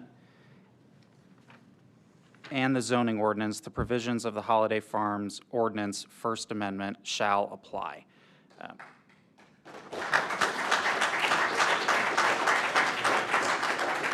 So you'll note that the 2023 amendment in that is the applicability section of the 2023 amendment, states the Holiday Farms district, which mirrors the language in the 2018 PUD that refers to the entire body, entire community as the Holiday Farms district.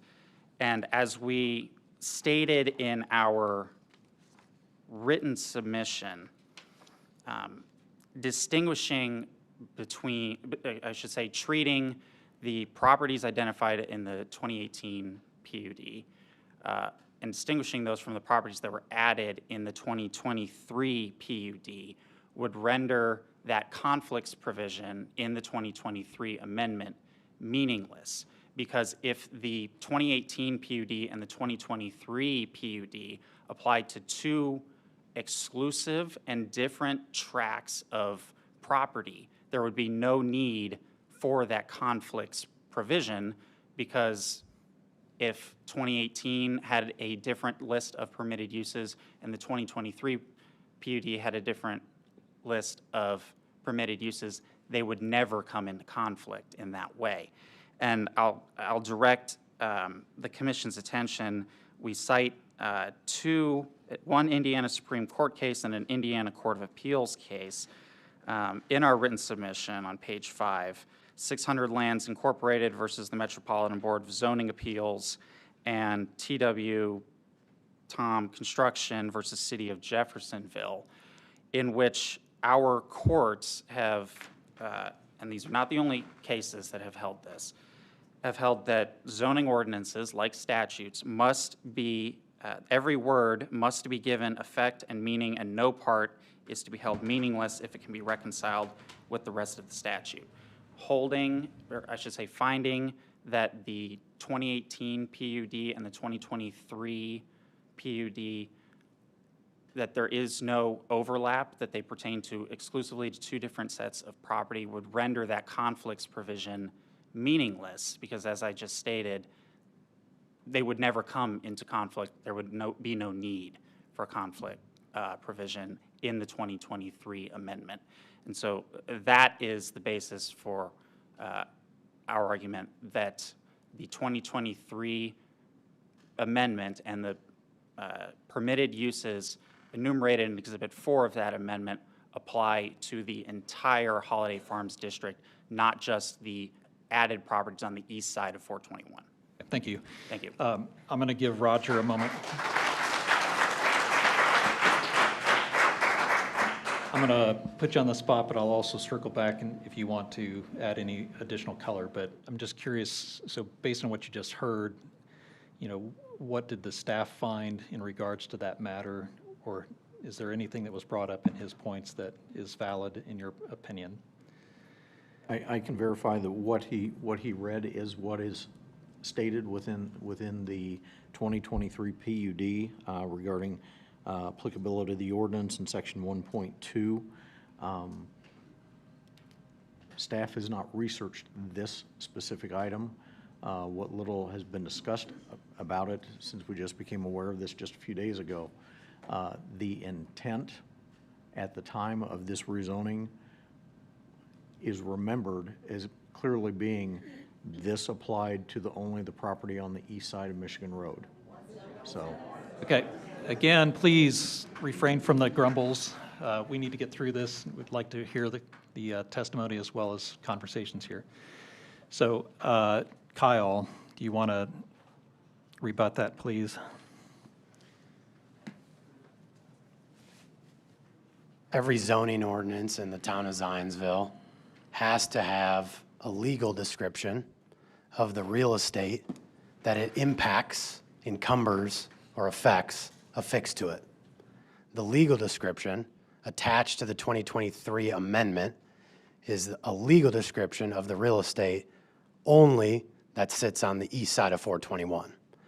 The process that the town of Zionsville has to seek a rezone or a zone map amendment requires a petitioner to submit a petition with a legal description and the underlying deed and a consent signed by that underlying property owner, and then follow that whole process, that legal process, public notice, public hearing, plan commission, favorable, unfavorable, no recommendation, mind you, favorable, 6-1 favorable recommendation from this plan commission to the town council, 6-0-1 absent council approval, of which one current existing plan commission, only council member, Melton was on the council at the time, voted in favor of that, to amend the zoning map for the real estate described in that ordinance. The language read by Council Davis speaks to conflicts. There is a situation where there could be conflicts between the 2023 amendment and the 2018 amendment. For example, the use tables. So if a developer looks to the 2023 amendment to propose a gas station next to the Century senior community on the east side of 421, they will look to a use table that conflicts with the use table that was attached to the 2018 ordinance. In that instance, they will then look to the provision that Council Davis read and see that the 2023 use table prevails, trumps, rules over the 2018 use table. So there are instances where that would apply.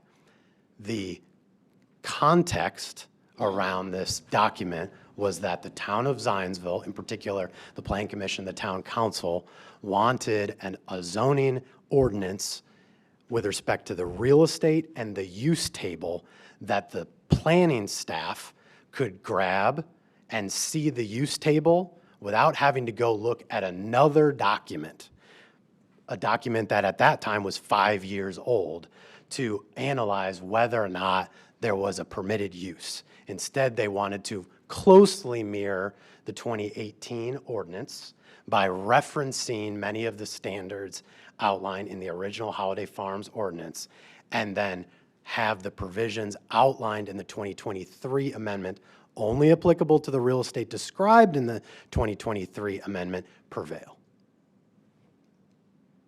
Thank you. Okay, thank you. Dan, you were here. Is that what you recall as well? Yeah, and the legal description controls. And again, I think that the conflicts language is an opposite. I mean, it's what every ordinance says. This was an amendment, and some of the provisions of the 18 ordinance carried through and some did not. And I agree with what Kyle said there. And I remember, I also think Kyle's right. I think the staff did not want to have to go through the entire Holiday Farms PUD. And again, across the street was different, a little different, so. Okay. Other questions? Yeah, so I kind of heard this in the audience, and I think it had some teeth to it. So I guess my question is to Roger. So this project has a 50-foot setback from residential that's currently built or potentially will be built, or both? It doesn't specify. Okay, so it doesn't specify. My question. It doesn't specify residential. It's a setback on the lot. Okay, it's a setback on the lot. Yeah. Not a separation distance, it's a setback Yeah. from its own property line. So the 500 feet, the 1,000 feet that's being thrown around does not exist, but the 50-foot does, correct?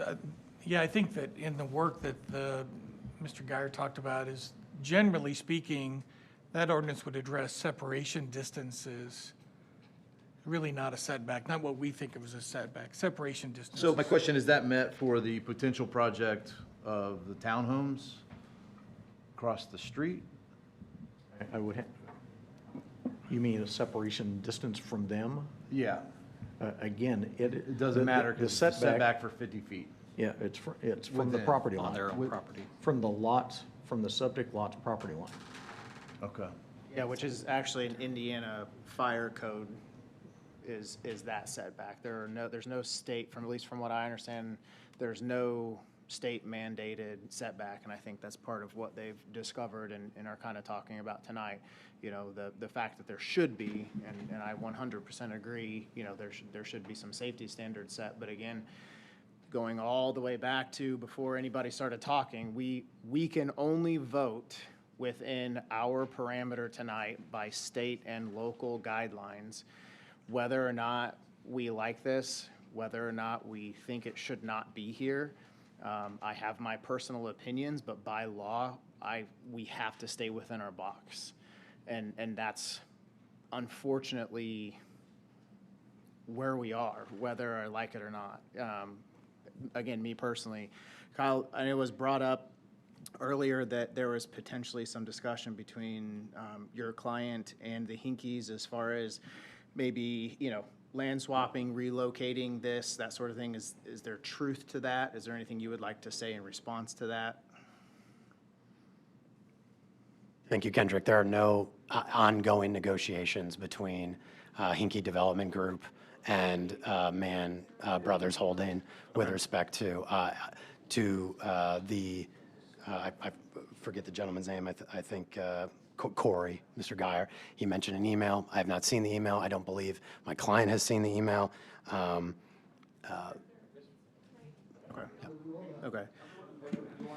All right. Well,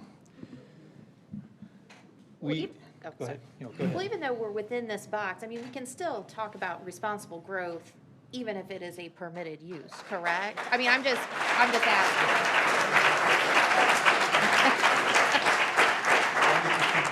I was just going to ask Dan to summarize what our state statutes say and what our findings have to be for this type of it. Yeah. So two very different things.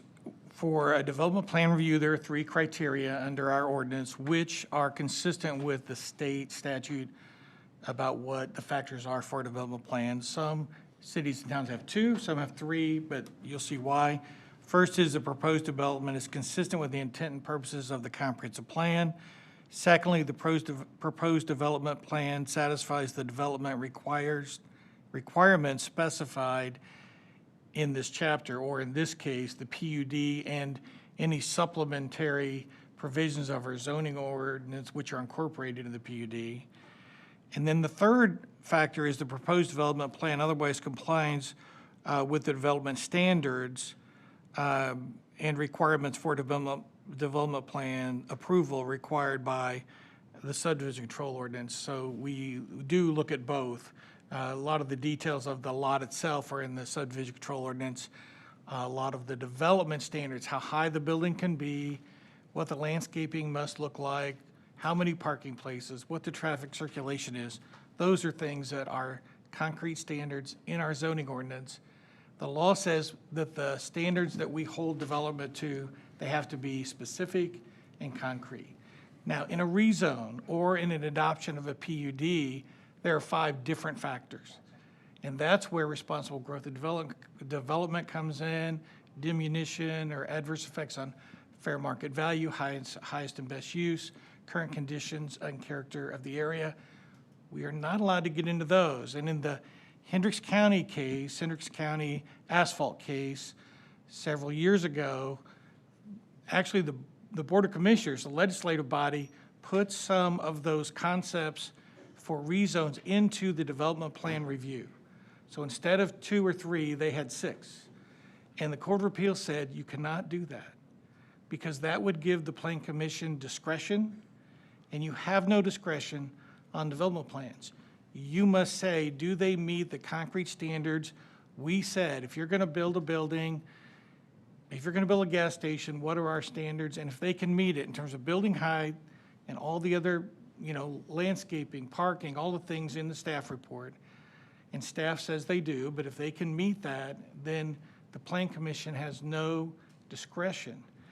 And in the Kroger versus Plainfield case, which was a gas station in the metropolis, the same thing, and I wrote it down because it sounds familiar, but in that case, the Plainfield Plan Commission denied the otherwise compliant development plan and even said it was compliant on these 3 bases: that the proposed development is not appropriate to the site and surroundings, the proposed development is not consistent with the intent and purpose of the zoning ordinance, and the proposed development would create a public safety hazard. Sounds familiar. And the Court of Appeals said those are improper factors. Those are not the factors that you consider in a development plan approval. In a rezone or a PUD, of course you would deal with all of that. So I do think it's important that you keep those separated as you think about how to analyze the application. So to be clear, if this were a sound issue, if this were a very loud situation, this would not be one where we could ask for them to buffer additionally for sound? Because I guess my question is, I don't know how to ask them to mitigate vapor because I'm not an expert in that. But I think what you're telling me is that's not even an appropriate consideration for what's in front of us. Right, I would tell you this, that the EPA administers the national emission standards for hazardous air pollutants, and the state, they administer Indiana's volatile organic compound rules for petroleum sources. And we are preempted. That's their business.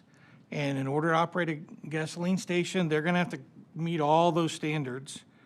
And the courts have said that local governments, so towns like Zionsville, have limited authority to directly regulate the environmental impacts of gas stations. What we can do through our zoning ordinance is we could address location.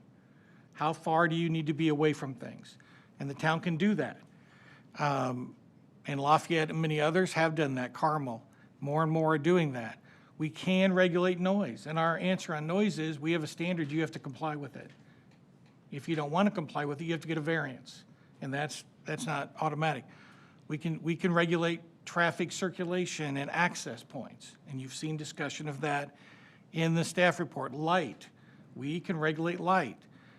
We can regulate landscape buffers and landscape compositions and what we believe is required for a gas station or any other use. We can regulate stormwater management, and this goes to Craig's point earlier.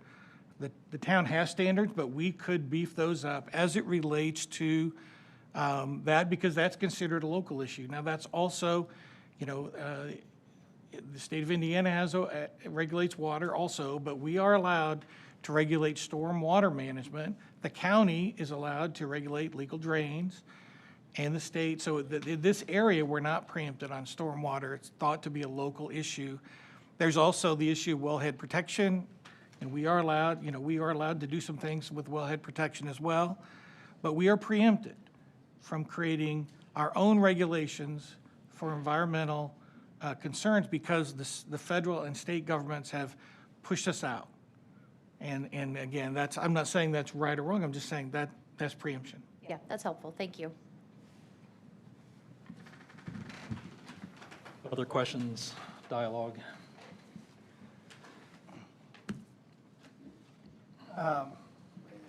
In our recommended motion, this is for staff, I guess. The wall sign, we're going to delegate the approval of the wall sign to staff. Do we know what that wall sign is going to look like? Is it, or did we see anything on it? Yes, wall signs are depicted and presented on the elevations of the building that are included in your packet, but what is missing are the specific dimensions of those.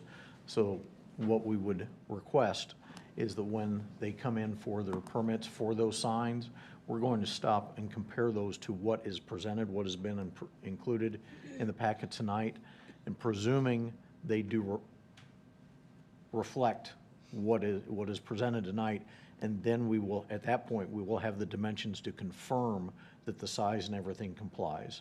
That's the only way that we would be able to approve those signs.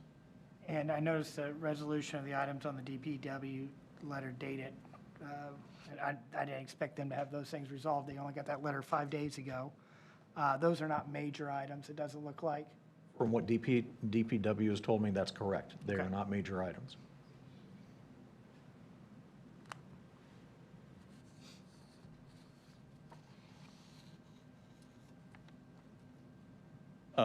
At our previous meeting, I had mentioned some design issues that I had with the building and the property. One was the height of the canopy. I don't think, Kyle, did you bring that up in your presentation? And then also these little knee walls or walls around the perimeter. I still don't think I see a illustration of what those really look like. Could you speak to those? Yep, the canopy has been reduced, as shown here, as opposed to the canopy and the primary structure being the same height. The clearance height under the canopy has been reduced from 16 feet 6 inches down to 14 feet 6 inches. You'll see a visual element of the canopy being a bit shorter than the primary building there. And this is a view from the 421 side. And I'm sorry, Brad, I didn't catch the... There's these landscaping walls that show up on the site plan around the parts of the perimeter, particularly the south side and the west side. I don't think we have any illustrations as to what those really are and the logic in their spacing and what they're trying to do. Roger, those, L2 you said, right? Roger, do you mind promoting your screen, and perhaps you have L2? Forgive me, I do not have that. I missed it, but. Those details were added to the construction documents to show greater detail and match the site development plan, where we have the brick columns and then the picket fence in between the brick columns. But are they in our packet, or they're just in construction drawings? They were in the construction documents. They were on sheet L2.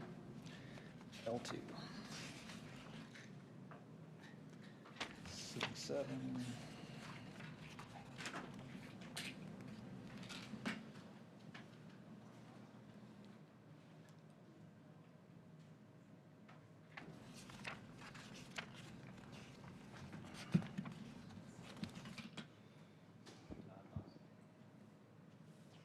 Anyone find an L2? Okay, hold on one moment.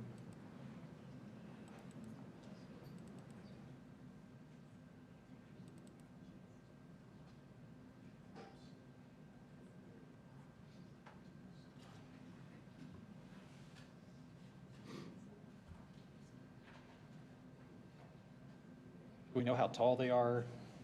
Is there?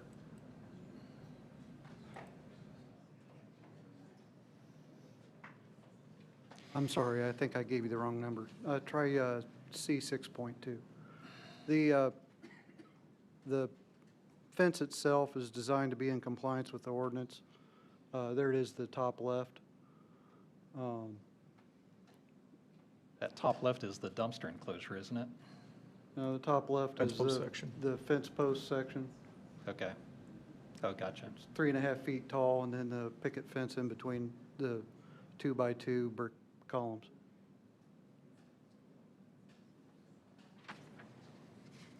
Okay. All right, any other questions? We need to ask any of our final questions, close the public hearing, and deliberate. Sorry, I have one final question. As it relates to the properties directly around it, do we know when they close and when their lights dim? Do we know what's directly like north or south? I know the townhomes will be south.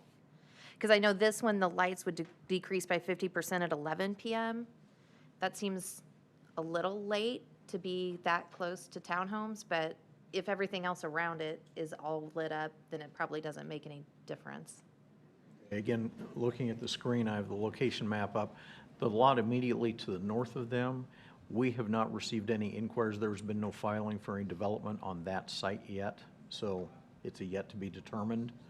The two properties to the north of it, what are labeled Holiday Plaza and the shops, those are two multi-tenant retail buildings that have gone through the development plan approval process.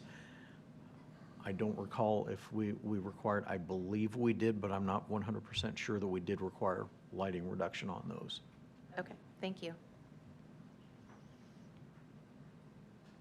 All right, is there any other questions for the remonstrators or for our petitioner? All right, hearing none, I'm going to close the public hearing. We need to deliberate, offer motions.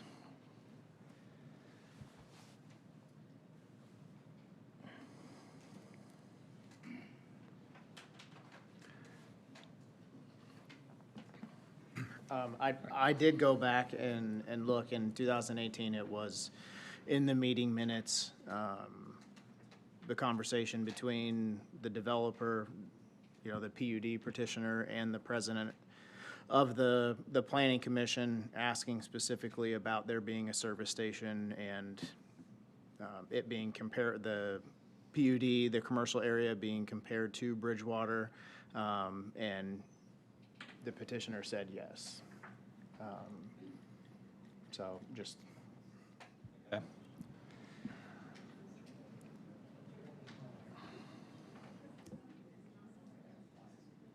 And I do agree for sure, you know,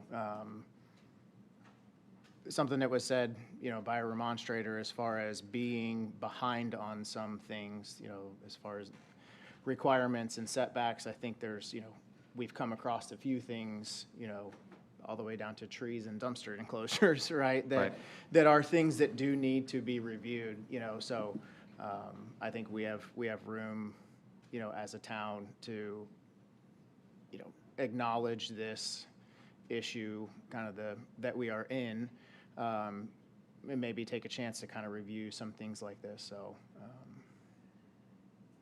Yeah, this is a great example of, you know, we recently established a zoning ordinance amendment committee to start looking at and offering amendments, but day late, dollar short, right? But it certainly is a reason, again, another reason why we need to be working on our zoning ordinance and continuing to find its flaws and improve upon it. All right, so I guess where I'm at is that, you know, I too think that Indiana standards are lacking. I wish we had stronger environmental standards. I also wish that we, in our zoning ordinance, had some better environmental standards where we do have latitude and abilities to do that. I agree with a lot of the concerns of folks that are here tonight. Dr. Walker's presentation on air pollution, you know, many examples of a shame, bad situations. You know, the idea of having a setback, I 100% support that. You know, the 500 feet from residential, 1,000 feet from institutions, schools, that type of thing, certainly something in that ballpark makes good sense to me. I'm at a point where I believe that the 2023 amendment, I'm satisfied with what the staff has said, what our attorney has said in regards to that, that it is valid, that it is a permitted use on the west side. I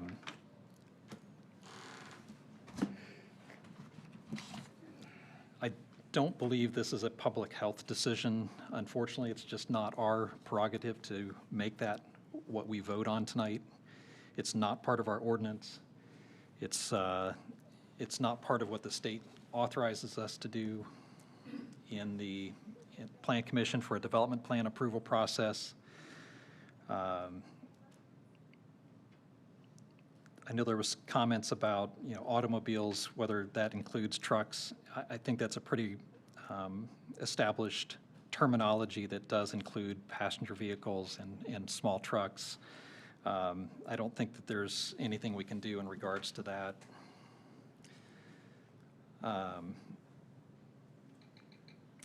You know, we had the picture of warning labels. I think that's a state mandated label that has to go on every pump, no matter what brand of gas station, no matter who the ownership is. And it's all factual. I don't disagree with anything that's on that label. So I'm at a point where I don't think that we have the authority or the ability to, you know, deny this based on environmental concerns. It's just not something that's in our ordinance. It's not something the state allows us to do. And I don't see any reason why it doesn't meet the test for a permitted use. That seems to be factual. So it begrudges, you know, it saddens me, but I think that we're at a point where we have to make a motion to approve it. That's where I'm at. Yeah, I mean, I would love to deny it, but legally,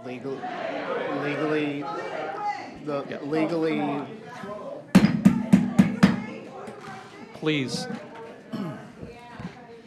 So, I mean,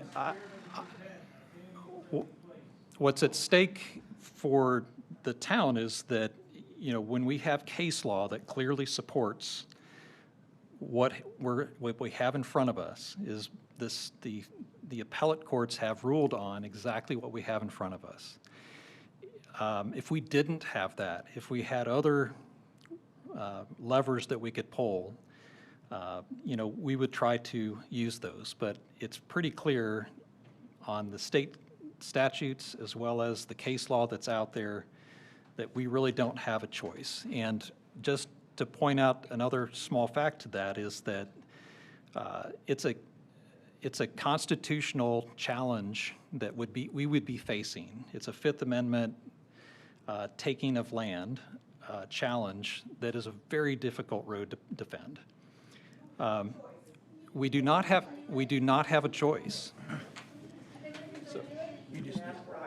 All right, so do we have a motion?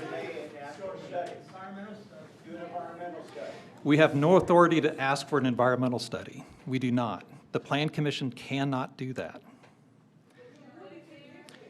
So do we have a motion?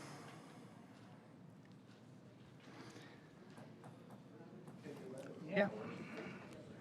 Just a point of clarification for whoever makes the motion, when it taught item C under number 3, that Exhibit 7 should be Exhibit 8 as whoever makes the motion. I move that docket number 2026-25-DP, a development plan for a convenience store and gas station on Lot L of Section 7 of Holiday Farms be conditionally approved based on the findings in the staff report, staff recommendations, submitted findings of facts, resolution of the following outstanding review items: submittal of revised pole-mounted light fixtures prior to insurance of any permits, delegation of final approval of wall signs to staff, resolution of all items noted in the DPW comment letter Exhibit 8, and substantial compliance with the submitted development plan. All right, it's been moved. Do we have a second? Seconded. All right, it's been moved and seconded. Mike, roll call vote. Josh Fedor. Aye. Jim Hurst. Aye. Kendrick Davis. Aye. Craig Melton. No.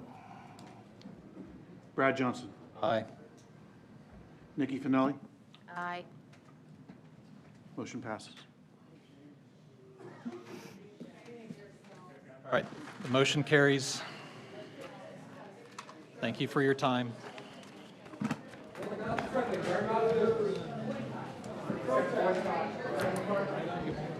What's that? Yes.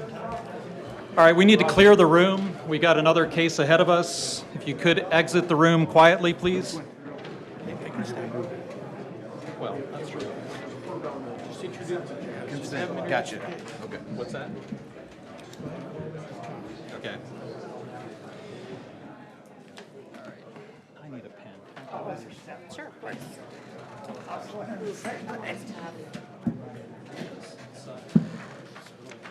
I know. All right, we're calling the next case, which is 2026-04-PP, JB Partners LLC, Walnut Run Estates primary plat. Are we going to do these together? I believe so.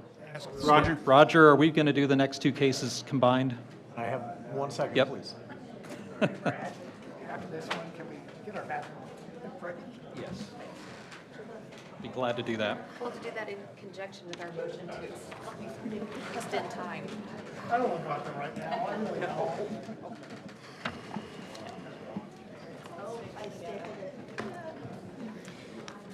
All right, Roger, just when you get a moment, or when you're ready, let us know. Very optimistic. Deep breath. All right, go ahead, Roger, when you're ready.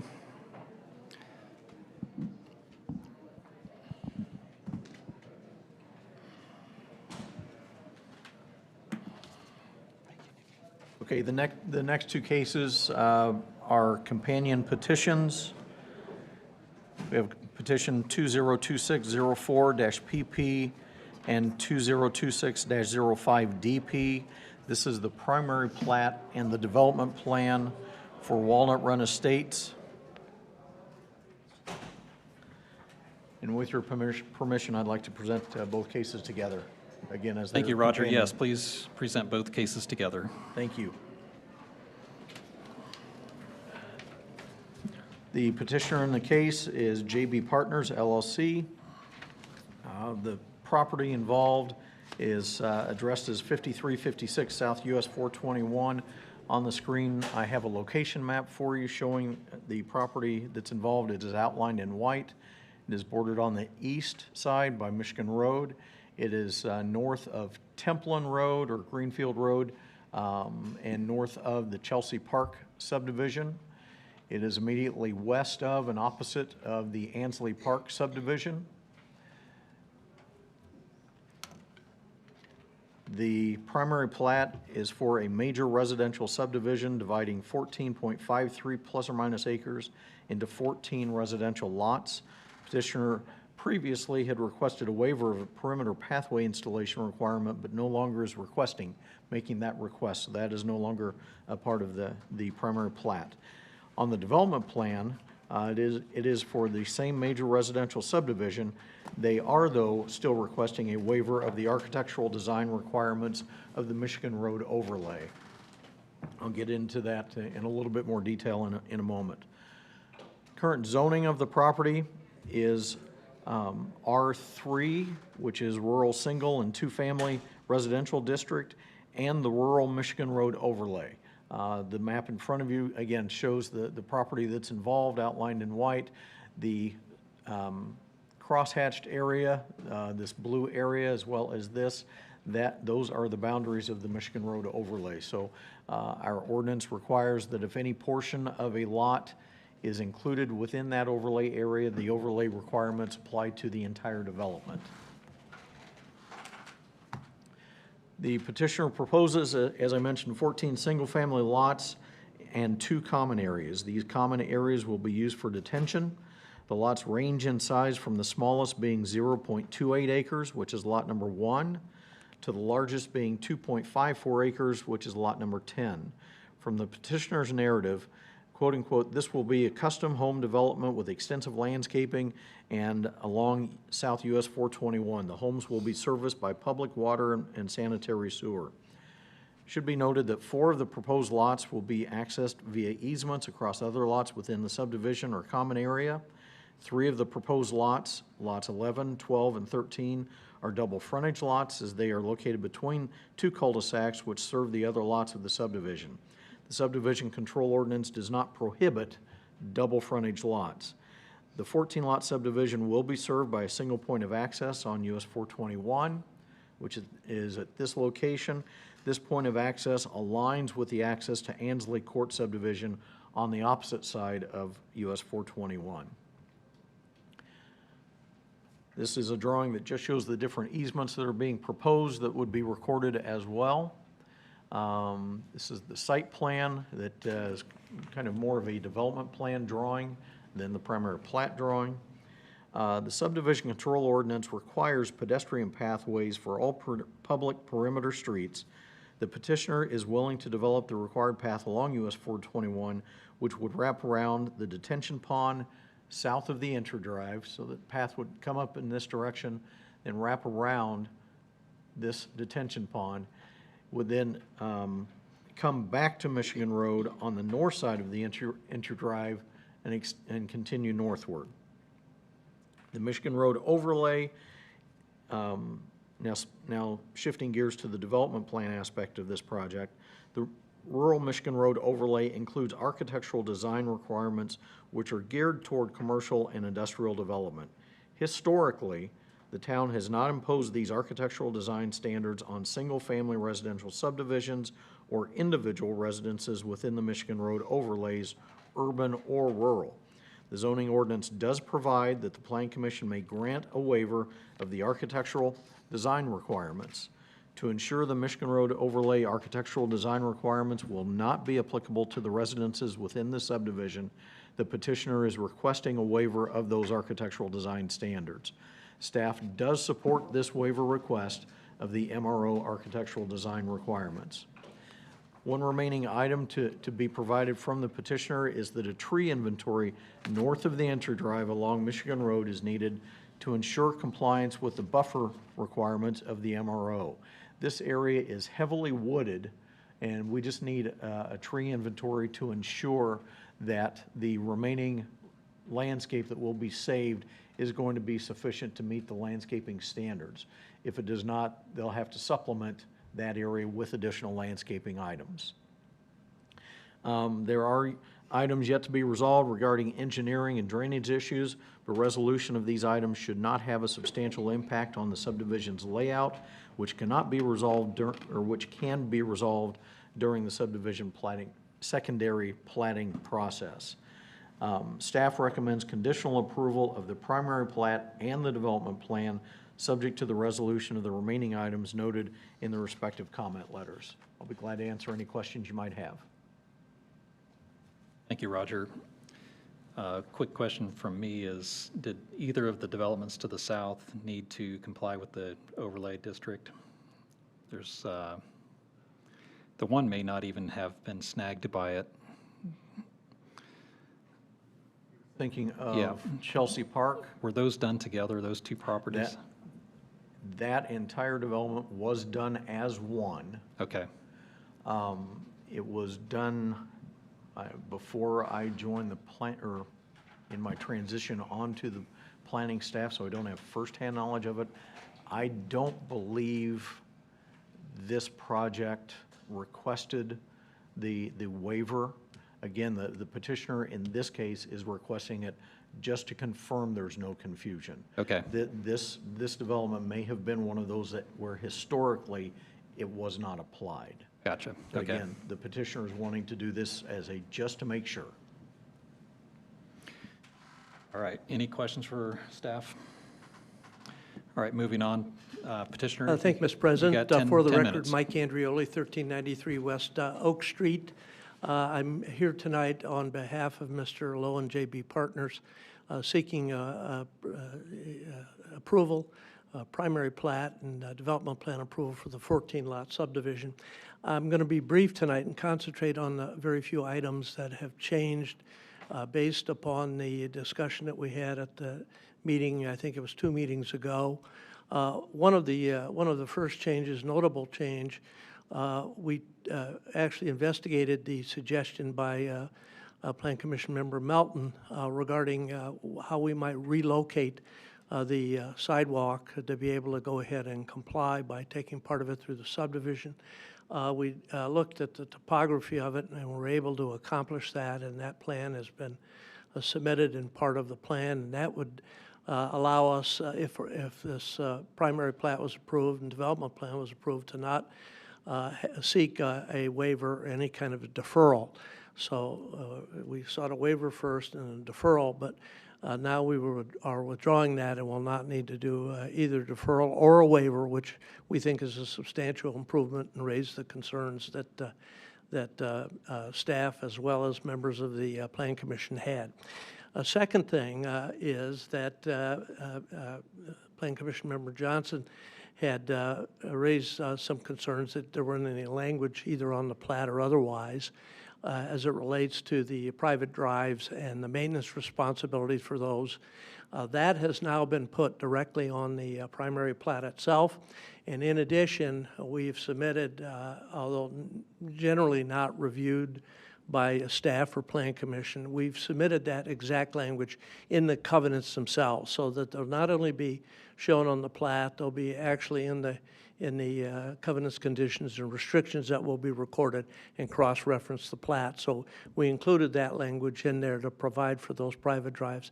In addition, Mr. Johnson, we did look at whether or not we might be able to change some of those lot configurations and not have the private drives, especially down close to the entrance. That presented some unique challenges from a topographical standpoint, as well as perhaps requiring us to go through a variance process. And that was pointed out to us by staff. So we kept that configuration, but we did put appropriate language as it relates to the private drives, the maintenance of those types of things, and the burden that it would place upon the dominant real estate when those private drives would go across. Third thing is that we had withdrawn, since we hadn't moved forward at the last meeting, our list of commitments. We have now resubmitted those list of commitments having to do with a lot of the landscaping along our common border on the south with Chelsea Park, those have all been, those landscaping commitments have all been included in the actual plan itself that's been submitted to the town and that Roger had an opportunity to review. So all of those details were actually included in the plat itself and the development plan approval. In addition, the other thing is that Chelsea Park Homeowners Board has indicated a letter, and that's part of your file, indicated that they were in agreement with the commitments that we had made and how we were going to do that. Connection point will be now in Chelsea Park. There's an easement that's been drafted and prepared based upon the easement documents that the town would normally seek, because that will be conveyed and transferred to the town. That'll be part of the town's sanitary sewer system. It's not a very long run, but it is a connection from our property line south, and you can see it there that's shown on into the connection point at Chelsea Park. So with regard to those particular changes, we would encourage your vote tonight to move this along favorably as far as primary plat and development plan approval, subject to very few items left, but subject to some items from an engineering standpoint that are easily manageable with regard to the secondary plat. And thank you for your consideration, and thanks for allowing us the extended time to try to get this development where staff could approve it, and hopefully you members of the Planning Commission can approve it as well. Thank you. Thank you, Mike. Any questions for the petitioner?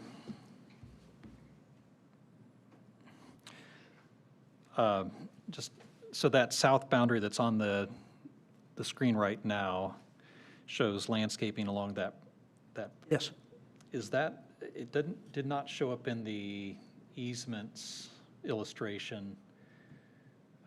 It showed it on, yeah, it shows it in to the west there, but not on that southern boundary. Is that, yes. Is that an? It's all the way across, Mr. President. Okay. It's all the way across our southern boundary, and the part of our western boundary with Chelsea Park that goes up, and then again in the southern boundary. So the entire boundary now has an extensive landscape plan connected with it. Okay.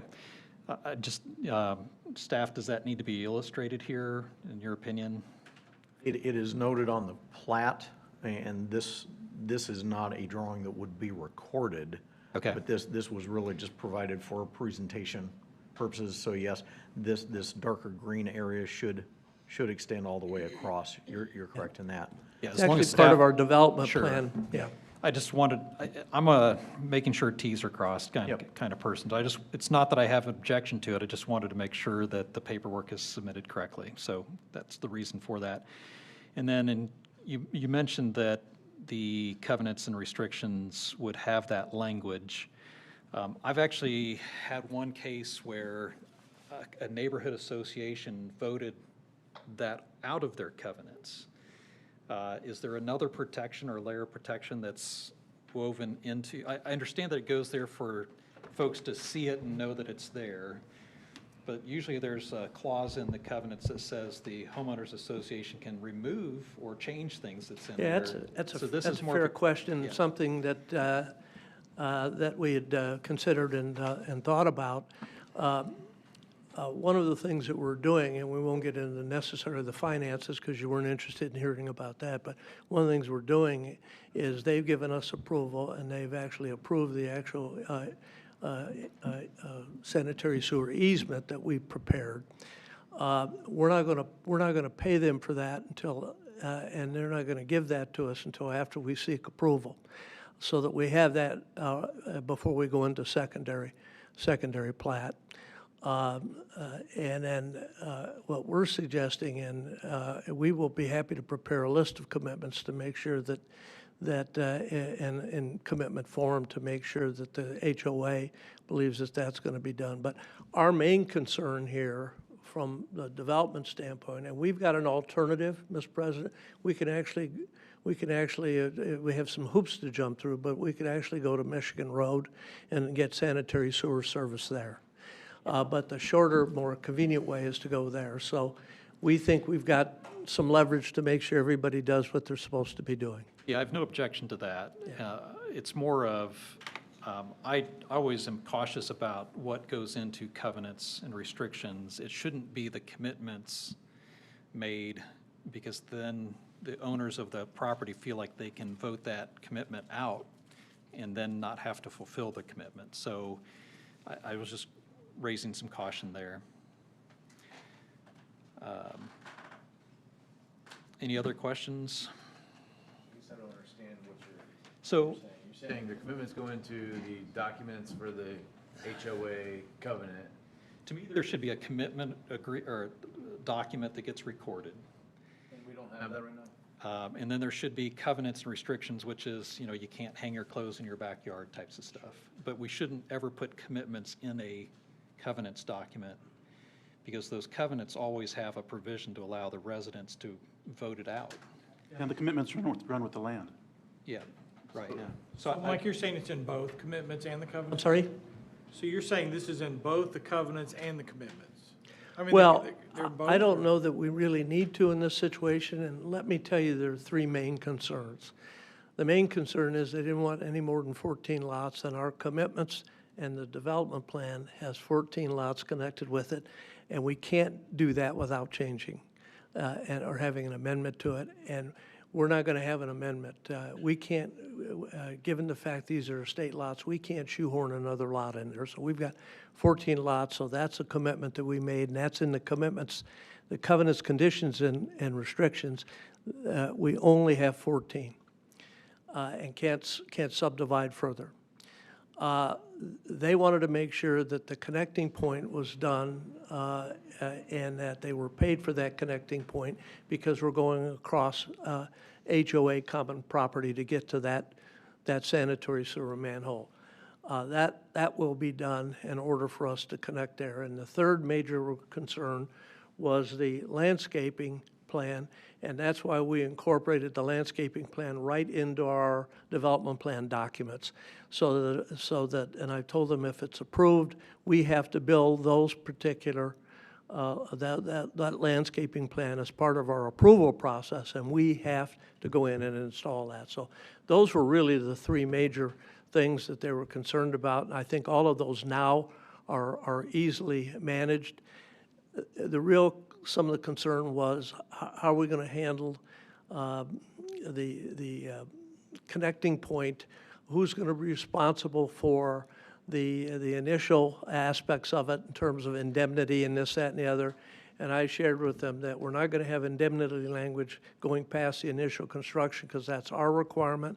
The town will not agree to any type of indemnity language under any circumstances, and will not take that sanitary sewer easement with an ongoing right to indemnify for any reason. So that was just working those issues out with their HOA attorney, and we think we're on good firm ground with them now moving forward, hence the letter of approval that their board wrote.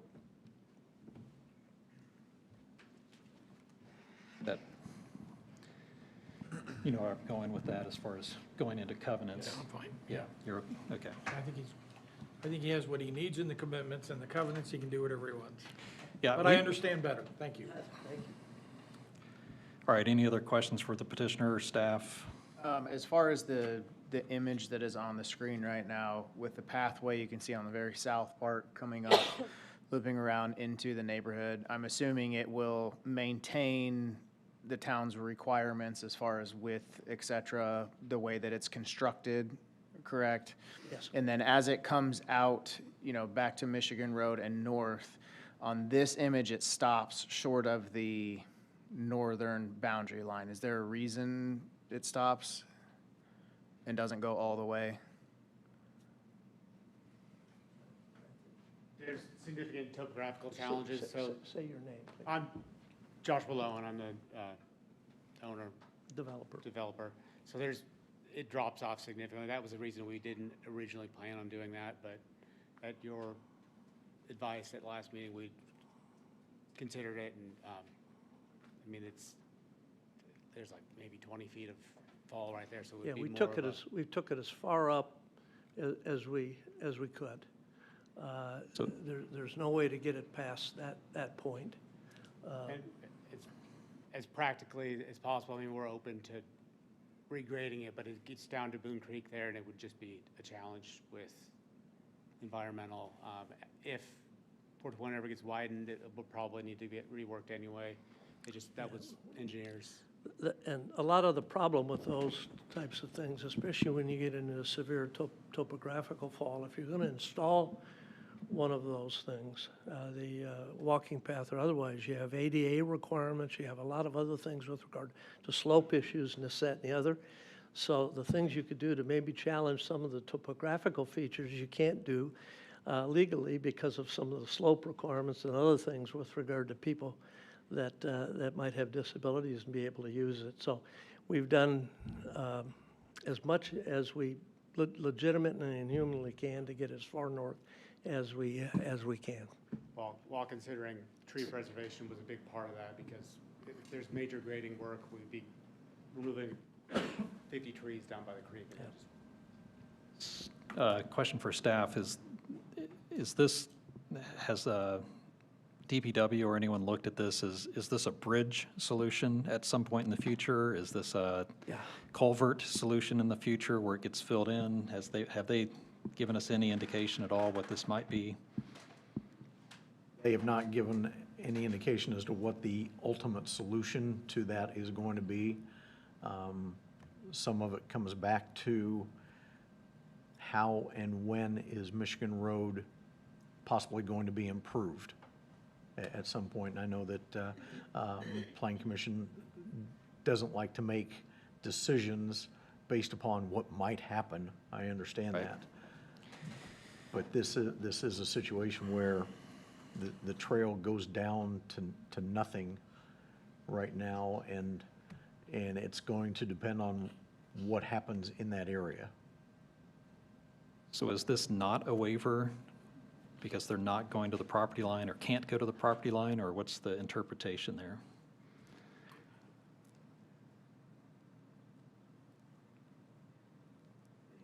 Interpretation was that they're extending it as far as they possibly can. So in the future, the town may bear the cost of that piece if we approve it as it is. I just want to make sure we're all on the same page. There is the potential for that, yes. Right. And the developer does not participate in the cost of that. There's been no agreement. I don't know if DPW has had any discussions with them regarding that future payment or not. I'm not opposed to that. I'm just wanting the information out on the table. As far as I know, in the time that I've been on the Plan Commission, we've either granted a waiver that at some point in the future they go from property line to property line, or they just build it from property line to property line. So this is the first time for me, at least, that we've come up with a conundrum of topography that may change that policy, so. Yeah, I mean, and this is like, I'll be honest, kind of, I don't quite like it. It wasn't brought up, it wasn't said, it wasn't specified. The property owner to the north, is there anything as far as, we have connectivity now, so do we get with the property owners to the north? We can actually ask the property owner to the north, who is the petitioner. Okay. Is there anything currently recorded as far as that? Is there anything currently recorded as far as, I mean, it seemed the connectivity here, since it is coming up from the south? Well, one of the things we could do, short of actually building it, which will amount to a possibility, I guess we could designate a part of it as a bike path and sidewalk and make sure it shows on the plat, so that in the event that in the future, and I can't conceive how, but in the event in the future that something would be done either by the state or otherwise to build a path, that area has already been dedicated along the northern boundary to include that. That's one suggestion that I think we could work with Roger on and make sure that that's on the secondary plat to make sure that that's done, so that it's just not land owned by the developer or the owner of the homeowners association.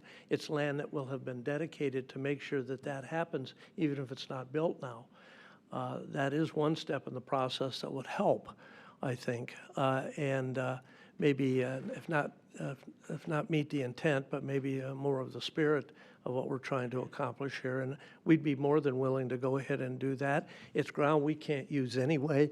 It's unusable ground, and if we're in a position to go ahead and dedicate that and show that on the plat itself, so that is dedicated, even if not built, then if there would ever be an episode where the state would come in with an improvement on 421 and want to add it, that land would be available either the town or the state of Indiana. We can make it available for that. So are you saying that the current proposal does not dedicate that all the way across the frontage? Yeah. Or we can, the other aspect is we can do a deferral of just that boundary. I think that Roger had suggested that in the last staff report, potentially doing a deferral and getting it as far as it can go, and then maybe deferring the rest so that it's not a total waiver, but a deferral. Okay. Concerns with that is going to be a bond and everything, and we only have a 14-lot subdivision, so it's hard to spread those costs. Understood. Roger, is your understanding, so this would be a dedication to the town for side path, or is this a dedication to the Department of Transportation? Where this is located, I believe it would actually be to NDOT. Are they required to put a path in when there was not a path? Is who required? Is NDOT required to put a pathway in when there was not one there prior? That I don't know. I'm going to say probably not, and I don't know that it's fair for the citizens of Zionsville to take on the cost, because that's what would happen, correct? If they build all the way up to here and stop, and then develop and leave, but have given this, right of way for this pathway, now it's a financial burden on the town. Once the developer is developed, sold, gone, the town takes that cost. Is that correct? My understanding, yes. Okay. It would be, unless if they redo 421 and they do put in trails, obviously that's the most ideal thing, because we don't pay for it, the developer doesn't pay for it, but we can't predict what NDOT will do. Especially if there's not one there. They typically do pedestrian facilities in urbanized areas, and whether they would classify this as an urbanized area, it's hard to know. They're winding it to 4 lanes. I would assume they think it's urban by that point. I would hope so. Craig, thoughts being on the Trails Committee? Yeah, I just wish the property owner to the north was a little more giving. I want the trail just like everybody else. I just don't want to cut the trees down and it's 5 to 10 years and there's nothing there. If we need to take the trees down and build the trail, I'll do that. We're going to do a tree inventory anyway. I would love my kids to bike to school. I want a trail there. I'm not opposed to paying for it. It's just a matter of functionally, I don't want to cut all the trees down and looking forward to 100 for 5 years. No other. What they're doing. Believe me, Craig, getting enough trees and keeping enough trees for as long as we can along Michigan Road is a benefit. I know particularly the homeowners are going to be living there because of the noise and everything that's generated now by 421 and all the traffic that's there. So as much foliage as we can keep is just beneficial to all, I think, at this point. But I personally would argue that having a connection there is beneficial to the public as well.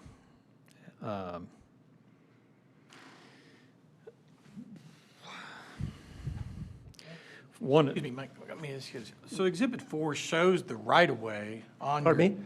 Exhibit 4 shows the right-of-way. That's what I'm thinking, too. It then just shows a stoppage of what you plan to construct of the path to the north, but it shows the right-of-way, right? So is it your intention to dedicate the right-of-way but didn't stop short of paving or constructing all the way to the northern? Yes. Okay. Yeah. Yeah, I think that That probably makes the most sense, so at least that is a fait accompli, that ground is available to be able to be utilized. If you take the other position, you just say, well, you grant us whatever waiver you did, but there's no dedication, and at some point, if that ever does come to fruition, then that land would have to be acquired, or as part of the dedicated right-of-way, and so. Is there a possibility to do like a springing dedication? Because am I incorrect that then whoever took the dedication of that land would be liable? And if this is I mean, somebody could fall in to whatever this is, because you've got a 5-year-old on a little bicycle and they're going towards this thing. I don't want the city or the town to have liability for that. And that's a problem, and that's the difficulty with regard to the fact that we've got such a deep ravine there, and how is that going to be done, and how is it going to be sloped, and without, I'm not sure we have enough dirt on our ground to be able to fill that enough, even with dirt balances, to be able to go ahead and fill that enough to get any kind of a reasonable path along there. Whatever the just a real solution problem. is, my request is that there is something at the end of that sidewalk that is temporary, that barricades it in some fashionable way, whether it's just bushes or something, to where there isn't going to be a little child that rides their bike down into this thing. I have a question for staff. So the Ainsley Court across the street, across 421, has a pathway already there. No. They don't have a path along 421, I don't believe. I'm looking at the overhead right now, Maybe and I they see do. it. Is there a way to cross 421 there to keep There it? it is, right there. I think it is, right there. I mean, since something's already established there, I don't know, on pathways, do we is there an opportunity to maybe put a crosswalk type thing, Braver than me. PennDOT would have to approve that. Right. So the answer is no. I wouldn't want to take my kids across a crosswalk on 421. I know, I'm looking for solutions, I because know, otherwise, no, I like, got that. the letter of the law says you take it all the way, and then once you've connected north, you have to connect, the neighbor north of you No, has I to connect, understand. and then the And neighborhood does. So I didn't Kendrick, your know. idea is better than mine. I was Any thinking, reasonable solution you can come up with, I think tunnel. you'll I was find us thinking of a agreeable. half bridge that just ends at the property line and With a ramp, right? with a ramp, yes. So yours is better, safer than So, mine. yeah, I didn't know, I mean, Craig, you may know, do we cross anywhere already? Is there something, I mean, I know it's an NDOT, not a county road, and it's completely different, but again, just looking for solutions, The town generally doesn't like to do mid-block crosswalks, and again, I think this is out of our bailiwick here with it being 421.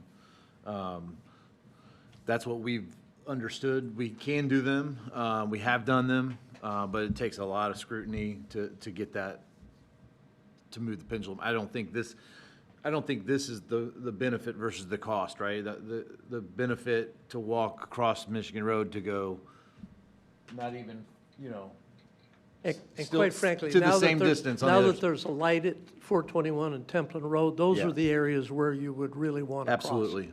That would be the safest area to be able to access all four corners from each other, I think.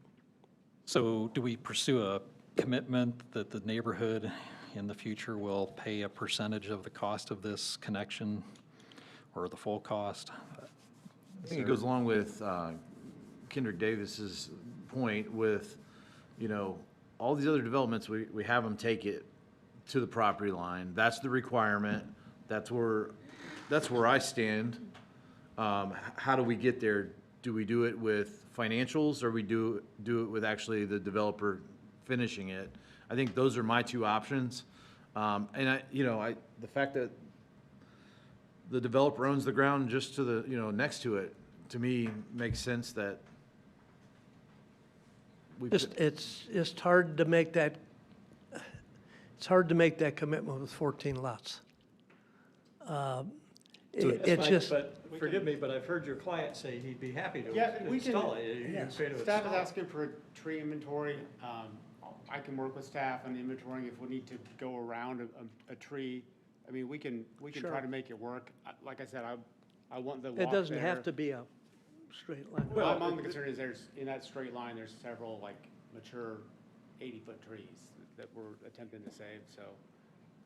If it No, comes I down to agree. it, we'll take them down and There- let the log go all the way to the creek. Sure, if we're not there's a to. lot going on here, and it Yeah. may not make perfect sense to try to build that right now, but I'm sure the Pathways Committee would make good use of the money in the interim. Oh, yeah.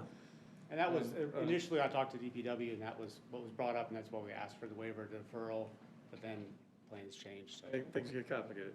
as they Between always NDOT, do. Yeah. DPW and. Yeah, I'm on board with Craig. Just, I think we either get to the property line or get some commitment for that to happen at a later date on their dime. We're talking about a pathway, not a Pathway. bridge, correct? I mean, I don't, I mean, does the town require them to meet ADA when they're building these, or what's the standard is it just connecting, or is it We're connecting required to. safely? We're required to, require them. Okay. And there's an acceptable amount of slope too, right? ADA standards? Well, I mean, just in general, yeah, I guess that's where Yeah. the point is, but that's gonna be the challenge. But I think that's the desire of this a couple of us anyway. I understand the trees. I love the bigger trees. We just voted today to, invest money into the tree, fund, to have a tree fund. But I'm also on the Pathways Committee, and I want to see, we want to follow the ordinance that's set before us. And I would be accepting of a financial trade-off for that last, how many feet is it again, this last? Like 40 feet, it's not. It's 40, but It's not. how much vertically? Yeah, I don't have it it's in up front and of me. down. Yeah, it's pretty Greater than deep. like 2 to 1. We might be able to do a conditional approval here that, if and down the road, NDOT builds it, then they're waived from the responsibility of building it. So if that happens, then they don't build it. But in the event that the town has to pay for this connection, I think that we need a commitment to pay for it. If I remember correctly,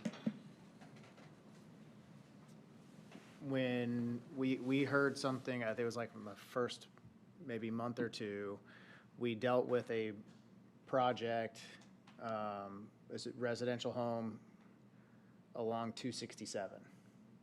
Do you recall that? 267, in order for the gentleman to build a home for his father, we decided then that that was not an area that people would traverse. So we allowed them to not have that pathway there. Right. In just conversation's sake, right, brainstorming conversation's sake, is this another one of those situations with a pathway being on the east side of 421 already? Is this a situation where we are anticipating,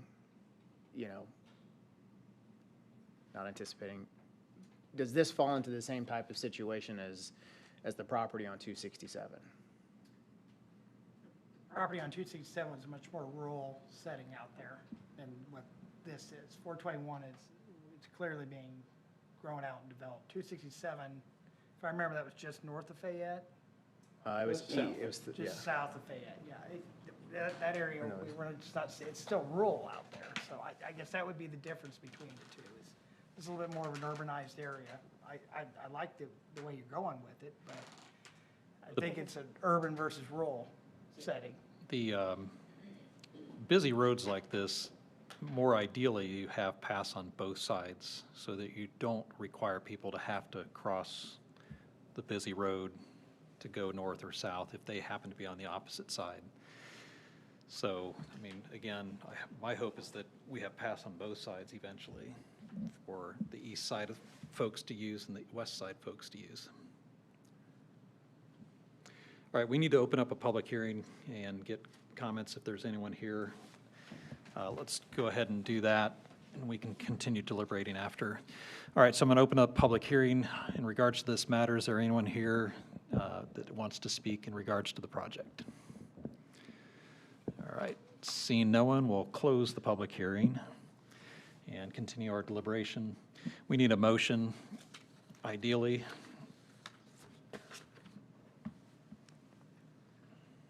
As far as deliberation goes, it's hard for me to, in good conscience, say, build it as far as you financially want to and then stop, because we've had plenty of petitioners come in here and say, this is gonna be a hardship on me, I just wanna build a house for my parents or my kids or whatever, and I feel like we have to be consistent with this, and if the intent for the pathways is for the connectivity, which I think is the intent of, the law that we have in place, I think we have to continue that, or else there's a lot of scrutiny, and a lot of opportunity for other people who have had to bear the financial hardship to do that. So I think we need to kind of, in my opinion, honor the intent of what we have as far as the sidewalks go.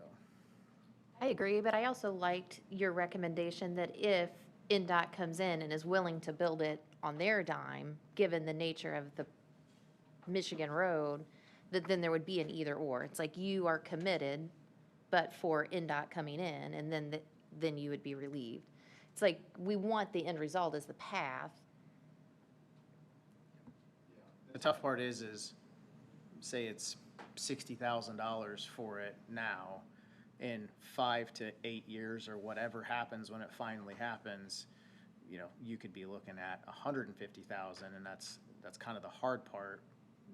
As a developer, I wouldn't want to have that kind of looming over, and I don't know if, if I'm NDOT, if I'm going to build a, $60,000, $70,000, $80,000 pathway, because once they do it, they have to probably do it, I would assume, to different standards than the town may require, right? So it could be a more expensive project that they just decide, it wasn't there before. Yeah, I know the areas there, have at it, and now we've completely missed it. And the cost can be justified now in the cost of the parcels. I think that, that's something we have to take in consideration too, is it's the cheapest to do it now, and now is the opportunity to do it to offset, your lots, rather than being $100,000 or, 125, just random numbers, but. Are we not giving them the option to do that, though, today? I mean, they could build it to the property line at a lower price point today, or they could, I mean, I'm fine with them making commitment either way. Dan, what's your thoughts about the either or? You're the one that would have to sort out. I don't like enforcing these way into the future, because they may not have the same owner, but I mean, I agree with, when you've said, our ordinance requires that construction all the way to the property line, I think you have to consider a waiver or a deferral, like we always do. But Roger thinks otherwise. Go right ahead, Roger. Roger, I've agreed with you all night. And I appreciate it. But go ahead. How dare you? It's not that I'm going to disagree, it's just that one of the benefits, I can't believe I'm saying this since I'm so anti-techie, but one of the benefits is I just received a text from George Lewis, the town's engineer, because apparently he is watching. And he provided that the precedent for a pathway that can't be built to the line is Russell Oaks and Hidden Pines. Build as far as you can and deposit funds for the rest. Which idiot lawyer agreed to that? It was him. We argued about it. His initials are Mike Andrioli. I was just going to suggest that. And I've talked again to Josh. You've been extremely accommodating to our concerns throughout the entire process. He will go ahead and build it to the property line. That's been through enough tonight. And We've earned our $38. It's going to be costly. We may have to work with staff in terms of exactly where it's going to go, but I think in the end, rather than continue to harangue over it, and even though you've been most generous with your time, I think from our standpoint, we're going to go ahead and construct it to his property line then. And we'll get that done, and we'll work with staff in terms of the routing to make sure if there are some wonderful trees there, we don't have to remove them if there's another way to go, so. And I really appreciate that. Another thought behind it too is, you just said you would like your kids Well, to be able to access it. You can now kind of share the cost with This- the development. this is- So this is personally, a you don't struggle. have to worry about that, right? All right, This we is need a motion. This is a struggle, so, We need a especially with motion. 14 lots, so it's a struggle. I'll go ahead. I move that waiver of the architectural design standards for the rural MRO applicable to docket number 2026-05-DP be approved based on the staff reports as presented and the petition's findings in Exhibit 6. All right, do we have a second? Second. All right, it's been moved and seconded. Any further discussion? All in favor, say aye. Aye. Any opposed? Hearing none, the motion carries. Now we move on to the development plan approvals, or did we just, that was DP, or? That was architectural. Just the waiver. Oh, that's just the waiver, okay. Thank you. All That right, was the waiver on the DP, Yes. so we need to do the plat. Sorry. But you did I had the great, wrong Josh, one. keep going. I had the wrong one pulled up. I'm Just keep sorry. going. okay, that's what threw me. Yeah, I got it. It's loading up here. Someone else can jump in if they want. It's slow. I move that docket 2026-04 PP, a major residential subdivision dividing 14.53 plus or minus acres into 14 residential lots in the rural single and two-family R3 district in the rural Michigan Road Overlay B, conditionally approved based on the findings in the staff report, staff recommendations, and the findings as fact as presented and discussed, and subject to resolution of the items noted within the comment letters, Exhibit 6A and 6B. The conditions shall be resolved as part of the secondary plating or permitting process as required by staff, and that indeed the trail will continue all the way to the northern property line. Second. All right, it's been moved and seconded again. Is there any further There is a discussion? discussion. I just want to make sure, if you can just say the docket number one more time, please. Docket 2026-04 PP. So I have 05 DP. Am I on the wrong? That's the We have next to do the one. primary plat first, and then we'll do the Okay, DP. thank you. And it's Fedora's fault that you're confused. I'm throwing you off, man. If you're going to cheat off of somebody's screen, don't make it Fedora's, Craig. He legitimately Copy. looked over it. You get a motion to All right, Mike, you want to do a roll call vote? Yep. Thank you. Jim Hurst. Aye. Craig Milton. Aye. Brad Johnson. Aye. Nikki Finelli. Aye. Josh Fedor. Aye. Kendrick Davis. Aye. Motion passes. Thank you. All right, now we need a motion for the development plan. Josh, I think you're on that page. Yep, I was. Here we go. I move that the waiver of architectural design standards for the rural MRO applicable to docket number 2026-05-DP be approved based on the staff report as presented and petition's findings. Second. All right, it's been moved and seconded. Any further discussion? Hearing none. Mike? Josh Fedor. Aye. Kendrick Davis. Aye. Jim Hurst. Aye. Craig Milton. Aye. Brad Johnson. Aye. Nikki Finelli. Aye. Unanimously approved. Thanks, Thank you. Thanks for your time. Did you actually vote on the DP? Because I thought you did the waiver twice. I did the waiver twice, but we didn't But have we a haven't second done on the the DP waiver. yet. I got the development plan now. Yeah, we got one more to do. Yep. Oh, okay. I move that docket number 2026-05-DP, a development plan for a major residential subdivision of 14 lots in the rural single-family and two-family R3 district of the rural Michigan Road MRO be conditionally approved based on the findings in the staff report, staff recommendations, submitted findings and facts, submittal of the following: finalized landscaping information addressing the required landscaping north of the entrance within the Michigan Road buffer yard. B, submittal of a lighting plan that includes cut sheets of the proposed lighting fixtures located at the subdivision entrance. C, submittal of a signage plan that complies with section 194169 of the zoning code, and as well as resolution of the outstanding review items identified in comments letters 5A and 5B. All right, it's been moved and seconded. Mike? Josh Fedor. Aye. Craig Milton. Aye. Jim Hurst. Aye. Nikki Finelli. Brad Johnson. Aye. And Kendrick Davis. Aye. Motion passes. All right, I'm gonna have us take a 5-8 minute break, restroom break, stretch break, whatever it may be.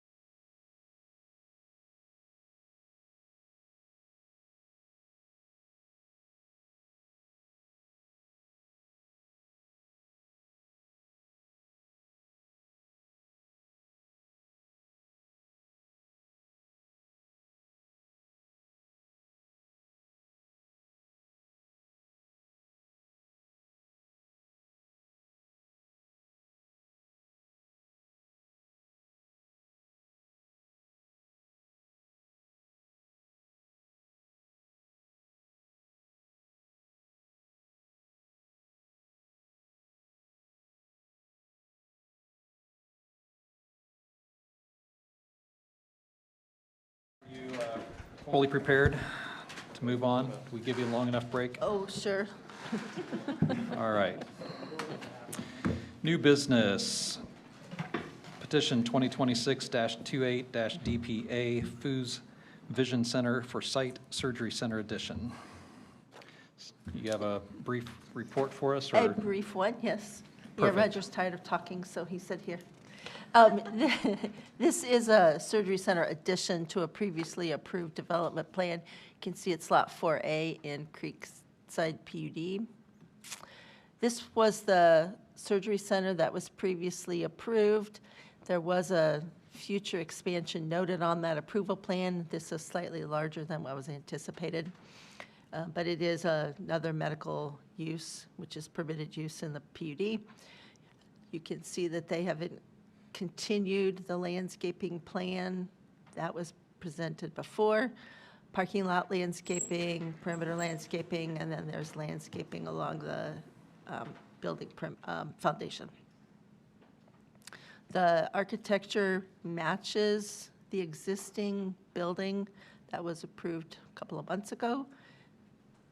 So the grayed out areas are the existing building and the colored areas are the current addition. And this was considered by the Creekside Architectural Review Committee, which has sent forward a recommendation for approval to the Planning Commission for you. Everything complies: parking, landscaping, building materials, site lighting. There was a wall sign noted on one of the facades, which, as mentioned earlier, there, you can see it here. The wall signs are permitted, but the dimensions were not shown. So we're just asking that that be administratively approved as part of your approval tonight. With that, I'm happy to answer any questions or turn it over to the petitioner. Okay, any questions for staff? Hearing none, if you would like to introduce yourself, and you have a 10-minute time frame. Yeah, Jimmy Clark, Cornerstone Companies, Inc., 8902 North Meridian, Suite 205 in Indianapolis. Here on behalf of the petitioner this evening, Cornerstone is acting as the developer and contractor for the ambulatory surgery center. It's 13,145 square feet, one single story. It is directly adjacent to the medical office building, as Jody mentioned, to the east of the existing MOB, which was recently completed as of, I think, last week. It is part of Lot 4A within Creekside Corporate Park. As was mentioned, medical ASC is combined, or is permitted use within the PUD. Just one point of clarification, the term ambulatory surgery center can be a little bit confusing for some. It is a surgery center with no more than 23-hour stays. It is not a 24-plus hour stay, or that would be considered a hospital, and it is not that. So it is purely an outpatient facility, just like the medical office building is. The overlap would be Dr. Beth Fruse, who is the owner of the Fruse Vision LLC, the managing member of that LLC. And that's really all I have. All right, questions for the petitioner or for staff? Hearing none, we'll open up the public hearing. Is there anyone here wanting to speak in regards to the project? No one signed up. No one signed up. All right, we will open and close the public hearing. Questions? So this addition, that part of the L, that's not constructed today? It's just the front part is constructed, is that correct? Yeah, the west portion, Yep. the medical office building, is what's constructed. That's what you Okay. can see when you drive down Creekway. And it looked like that was nearly finished or finished, is that what you said? It's complete. I think final punch was last week. Okay. So, yet this month. Yeah. Okay. Any other questions? We need a motion. Move that docket number 2026-28-DPA, Development Plan Amendment for a 13,145 square foot medical office building in the Creekside Corporate Park with associated parking, landscaping, and lighting be approved based on the findings of the fact of the staff report and the staff recommendations. Resolution of all items noted within the DPW comment letter, Exhibit 6. Delegation of final approval of wall signs to staff and the findings of fact. All right, we have the motion. Do we have a second? Second. It's been seconded. Any deliberation, questions? All right, Mike? Craig Melton. Yes. Kendrick Davis. Aye. Nikki Finelli. Aye. Brad Johnson. Aye. Jim Hurst. Aye. Josh Fedor. Aye. Motion passes. Thank you. Moving on to docket number 2026-29-DP, Community First Bank of Indiana, Community First Bank Development Plan. Again, staff, do you want to start us off?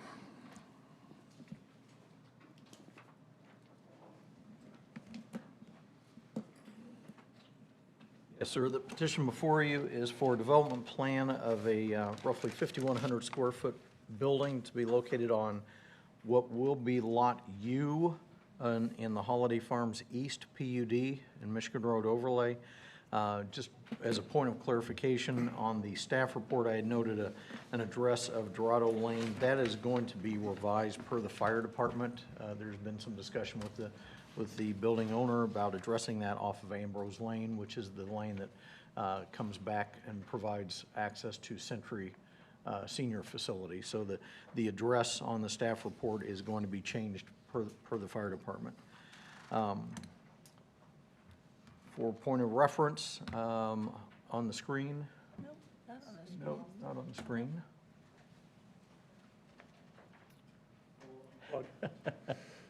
Thank you.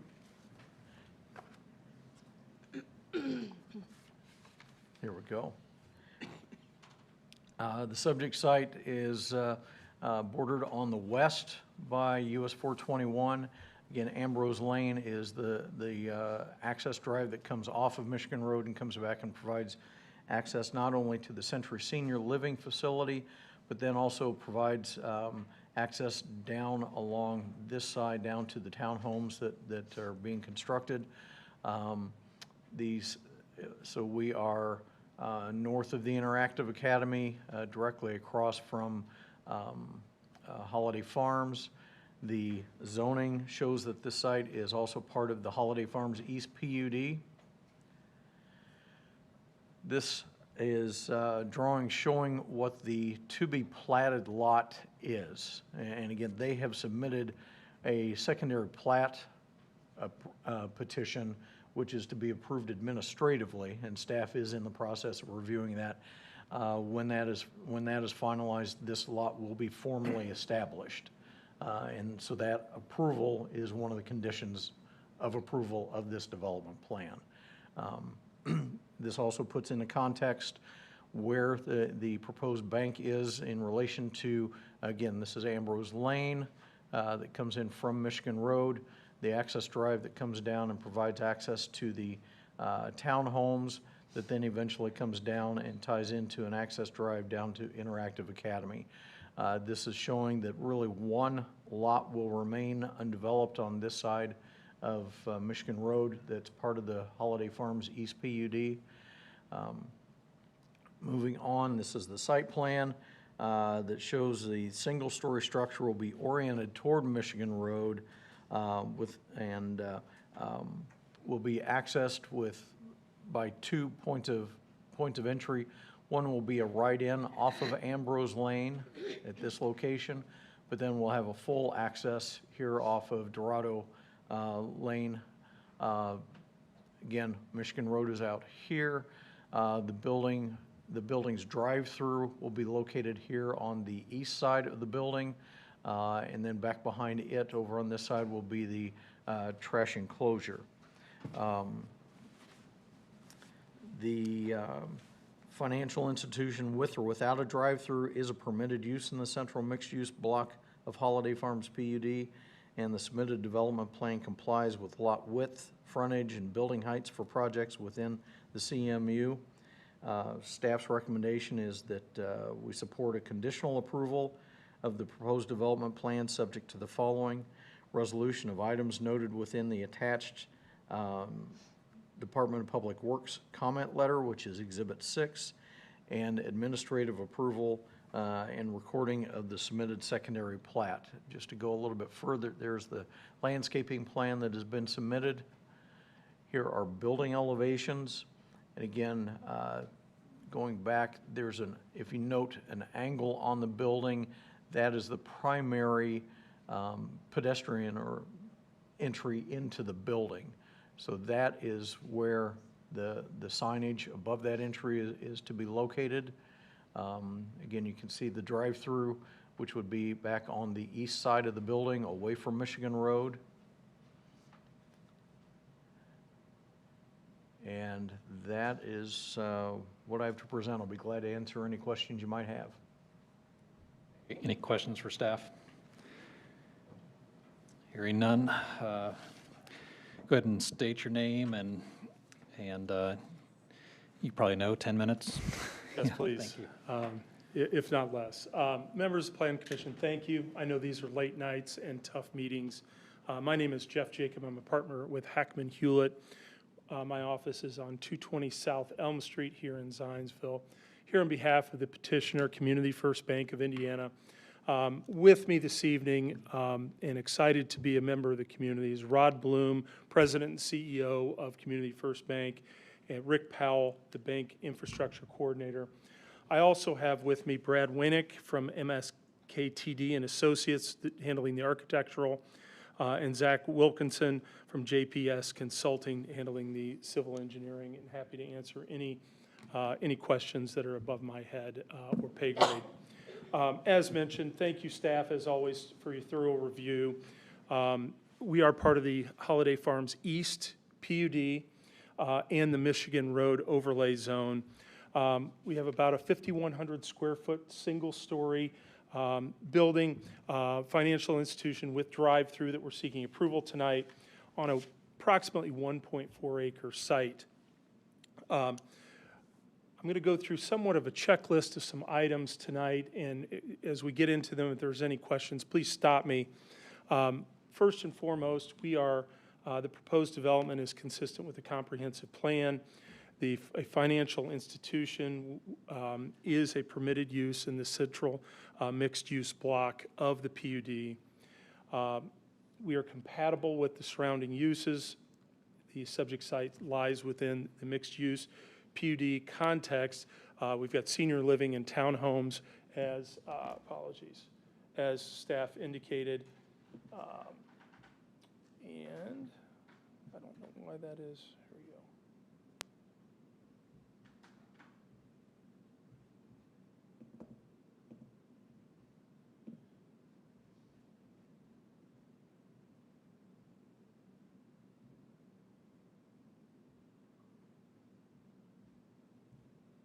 Roger, are you able to pull that up by chance, the PowerPoint that, maybe one more try?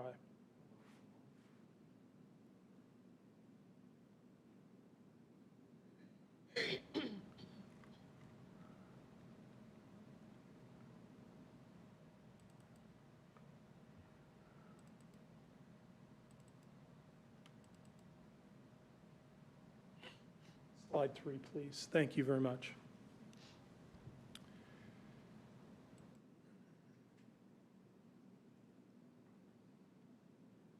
Right there is great. Thank you.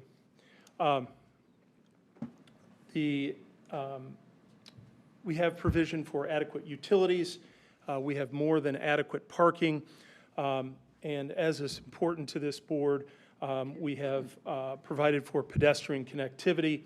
We have sidewalks to connect to the Michigan Road path and along Ambrose and Dorado lanes to the east, all in compliance with the PUD. As staff mentioned, we have sufficient vehicle access. We've got a right-in only off of Ambrose and then full access on the eastern drive. On-site circulation has been reviewed and deemed adequate, satisfactory by the fire department. Our landscaping plan meets the PUD requirements for street trees, foundation plantings, parking area plantings, and the Michigan Road buffer yard. Our lighting meets the PUD. So let's talk about architecture. We believe, as the staff, that we have captured the PUD's foundation requirements of the New England Colonial Williamsburg-inspired guidelines. As you'll note, we've got a flat roof, and we have used granite red brick veneer with some additional accent brick. We have provided for some stucco elements to try to have different colors and textures. Consistent with the PUD, our parapet screening will screen the roof equipment. We've got a significant amount of cornice detailing. One of the things that the design team has attempted to do here is to provide bump outs in order to provide different depth to break up the lineal look of the building. We've also had some lantern-style building to keep with that, with the architectural theme. And one of the challenges is always, you can look at the ordinance and try to meet those standards, which we believe that we all have, but we also want to be mindful of what's in the area and what's already been approved and try to complement those designs as well.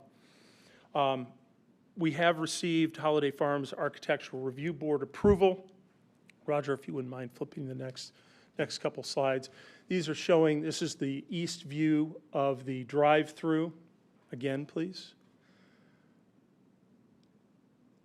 Our other side, and again. So again, we appreciate staff's thorough review and recommendations. We accept their conditions and request a conditional approval this evening, and we're happy to answer any questions that you might have. All right, thank you. Any questions for the petitioner or for staff?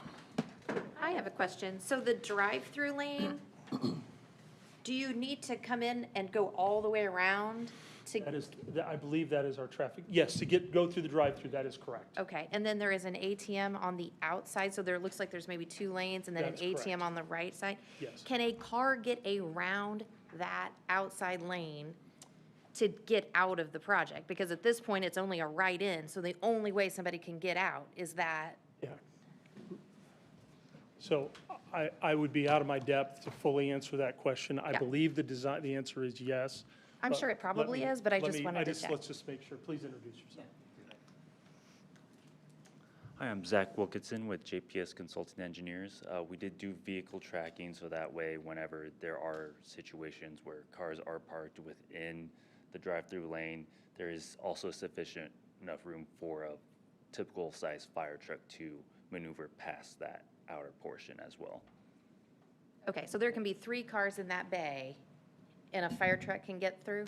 Yes, we did do vehicle tracking all around the entire building from all entrances, and it did manage to come around along that curbing and have sufficient room and not, say, clip that car. While you're there, just drivers can get pretty creative, so that right in, is there any plans for a median to prevent somebody from exiting that north entrance? I know with the design for that driveway, it does encourage or discourage from cars wanting to continue out and turn left. We would have additional signage, and obviously you can see the painted arrow, so that way it's abundantly clear that it is an entrance only, and based off the curvature of that driveway, it would facilitate drivers to go in a counterclockwise motion around the building. You haven't met my mother-in-law. Remember, these are public. Oh, so sorry. Sorry, Mom. I'm sure this was discussed, but having that entrance off of whichever road this is, Ambrose or the eastern Dorado. it's probably Dorado. Yes, it's Dorado. I mean, was there a reason why it's on that north side instead of the south side where you could just come in and go into that drive-through instead of having to go all the way around and do a 360 to get to the drive-through? In addition to, there was some drainage and site constraints there. Okay. But there may be some vehicular reasons for that. I know the decision was kind of decided a little bit earlier on from the site plan layout. For the drainage portion, our outlet is more southerly. As you can see, there's a green space in that southeastern portion. So providing a little bit closer area would make draining our site significantly easier and would lower costs a lot more without having to, say, bring in much more dirt to the site. Good, thank you. Yep. Any additional questions? Roger, can you pull up the elevations of the building? It's easier for me just to point it out on the pictures here. Your mechanical wall along the roof, or to hide the mechanics up on the roof. Yes. Are we gonna be able to see, if I'm standing in front of this building, am I gonna see the back side of those walls from the ground level? Not a great, this is, and it was a little bit concerning when you look at this because this is more of a bird's eye view than on the ground. It is my belief in looking at the drawings, lawyer's view of it, I don't believe so. That's official. Lawyer's view. We always take that. So, but I would need architect to weigh in on that, so. My concern is just seeing the back of those walls from the roadway and Yeah. so forth. Maybe this is for staff or your engineering team. So sorry. Sure. Go ahead. I apologize. Yeah, Brad Warnock with MSKTD and Associates, Senior Architect. Our office is downtown Indianapolis. So, yeah, to your point, the bird's eye view is a bit misleading there, but from these elevations, these are still raised up probably about 8 feet eye level. So from an actual typical eye level, there would not be anything in terms of actual seeing the back of parapets, as you've mentioned. That answers my question. I know the bird's eye views, and I don't have something from the ground level looking up at it to see, so it was just a concern. Just a question on the drainage. So essentially, we're doing a linear retention facility along the roadway there and wrapping around the townhomes. Is that correct? Is that where we're sending the water? Yes, that is correct. Just curious if it's just a very unusual design. I haven't seen something like this before. Staff, has DPW? This was specifically discussed with DPW through the TAC process and the project review, and they are fine with it. We even had a separate meeting, not with the petitioner, but more with personnel from Henke, because Henke is still owning the property to the south, which is going to have this. And they came in and we discussed it. We just wanted to make sure that all the right hands knew what the left hands were doing and everybody was okay with it. And the answer was yes. Is this technically part of their site, or is this a separate site? Is it Part of whose site? the bank? No, their site is going to be limited to this. Okay. And the drainage feature is going to be on Henke's property. So off-site retention? Yes. Okay. And then is there expected to be a curb cut in the future off of that drive across this? Yes. Is that And that was one of the reasons why we wanted to meet with Henke to make sure, okay, when you develop this site, that feature is going to be crossed. And yes, everyone was well aware of that already. Okay. Calculations are set so that if they fill in part of this for a curb cut, it meets numbers? And this is, been using the term retention, it's more of going to be a drainage channel to get it from here down to the lake that is being developed. So there's an off-site regional retention? Yes. Yeah, and Okay. agreements to reflect the same. All right, so is this then like just a vegetated swale? Is it just? It's riprap. I assume? there's stone and riprap, if I'm remembering correctly? So this will be a concrete line channel. It runs kind of from that southeastern corner along Dorado Lane. This helps ensure that there's the stormwater moves fast enough with sufficient velocity to clean out any silt within that channel, and it still operates properly.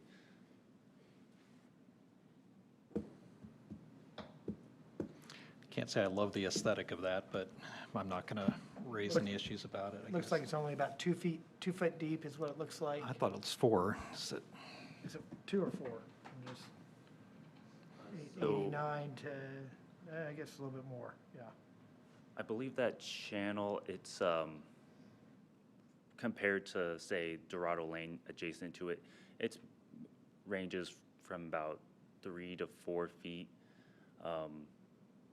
That was done so that way we could have sufficient fall from our detention system to the outlet, which is near the townhomes.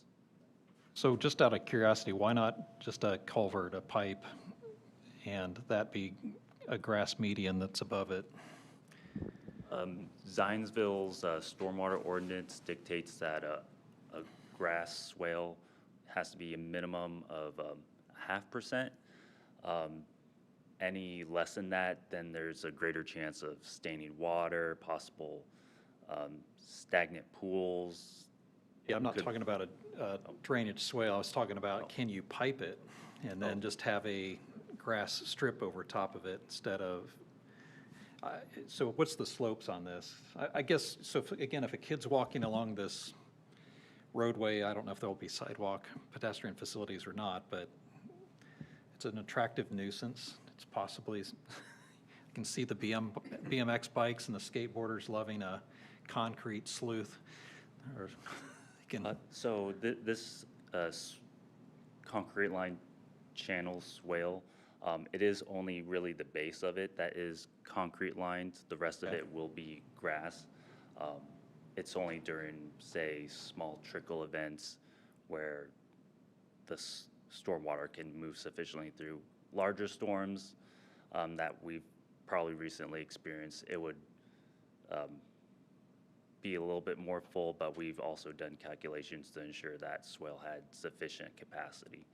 So it has an outlet facility that drains it at some particular rate into the next pond down? That's correct. The townhomes installed, I believe, an end section, and that is eventually piped around their townhome site, I believe, to the south.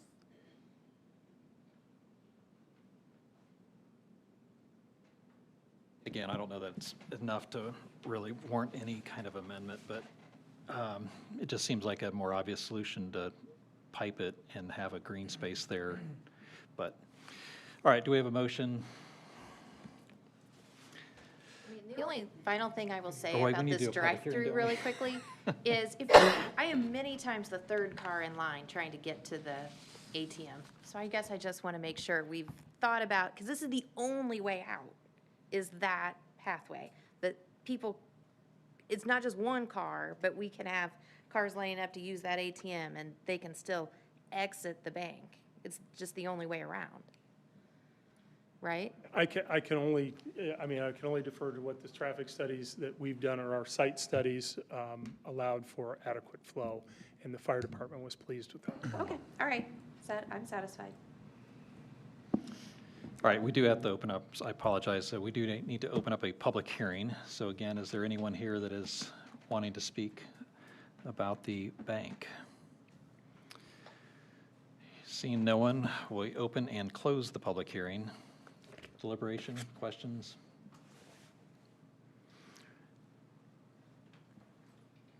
All right.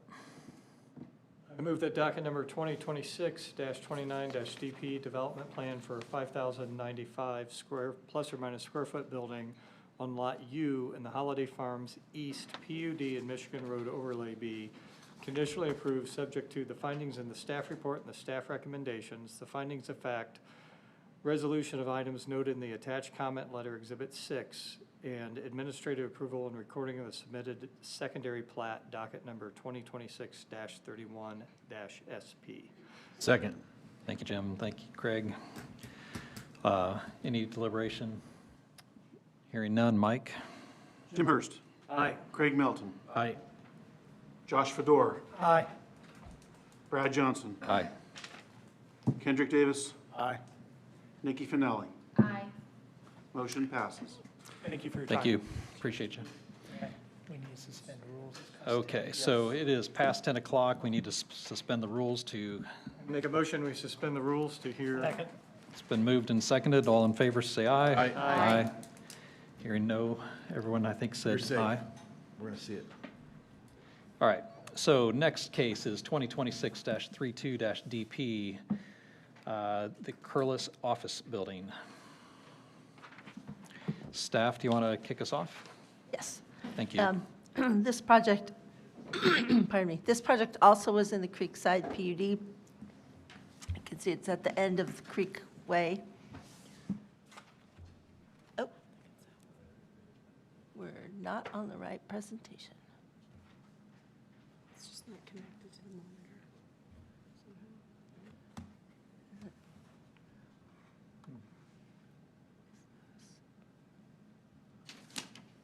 I don't know why. Yep.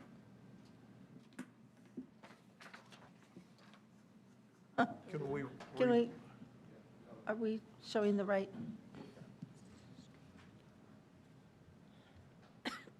I broke it. Thank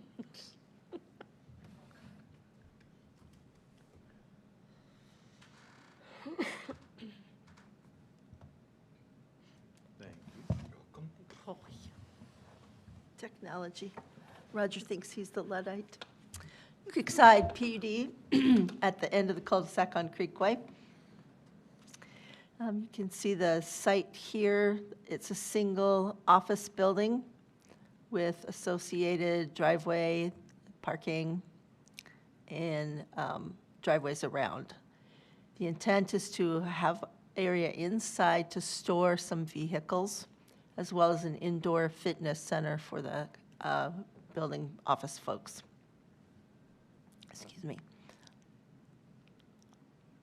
The landscaping is compliant with the PUD ordinance. There are some parking lot trees, landscaping around the building perimeter, and then native plantings for a rain garden for part of the drainage.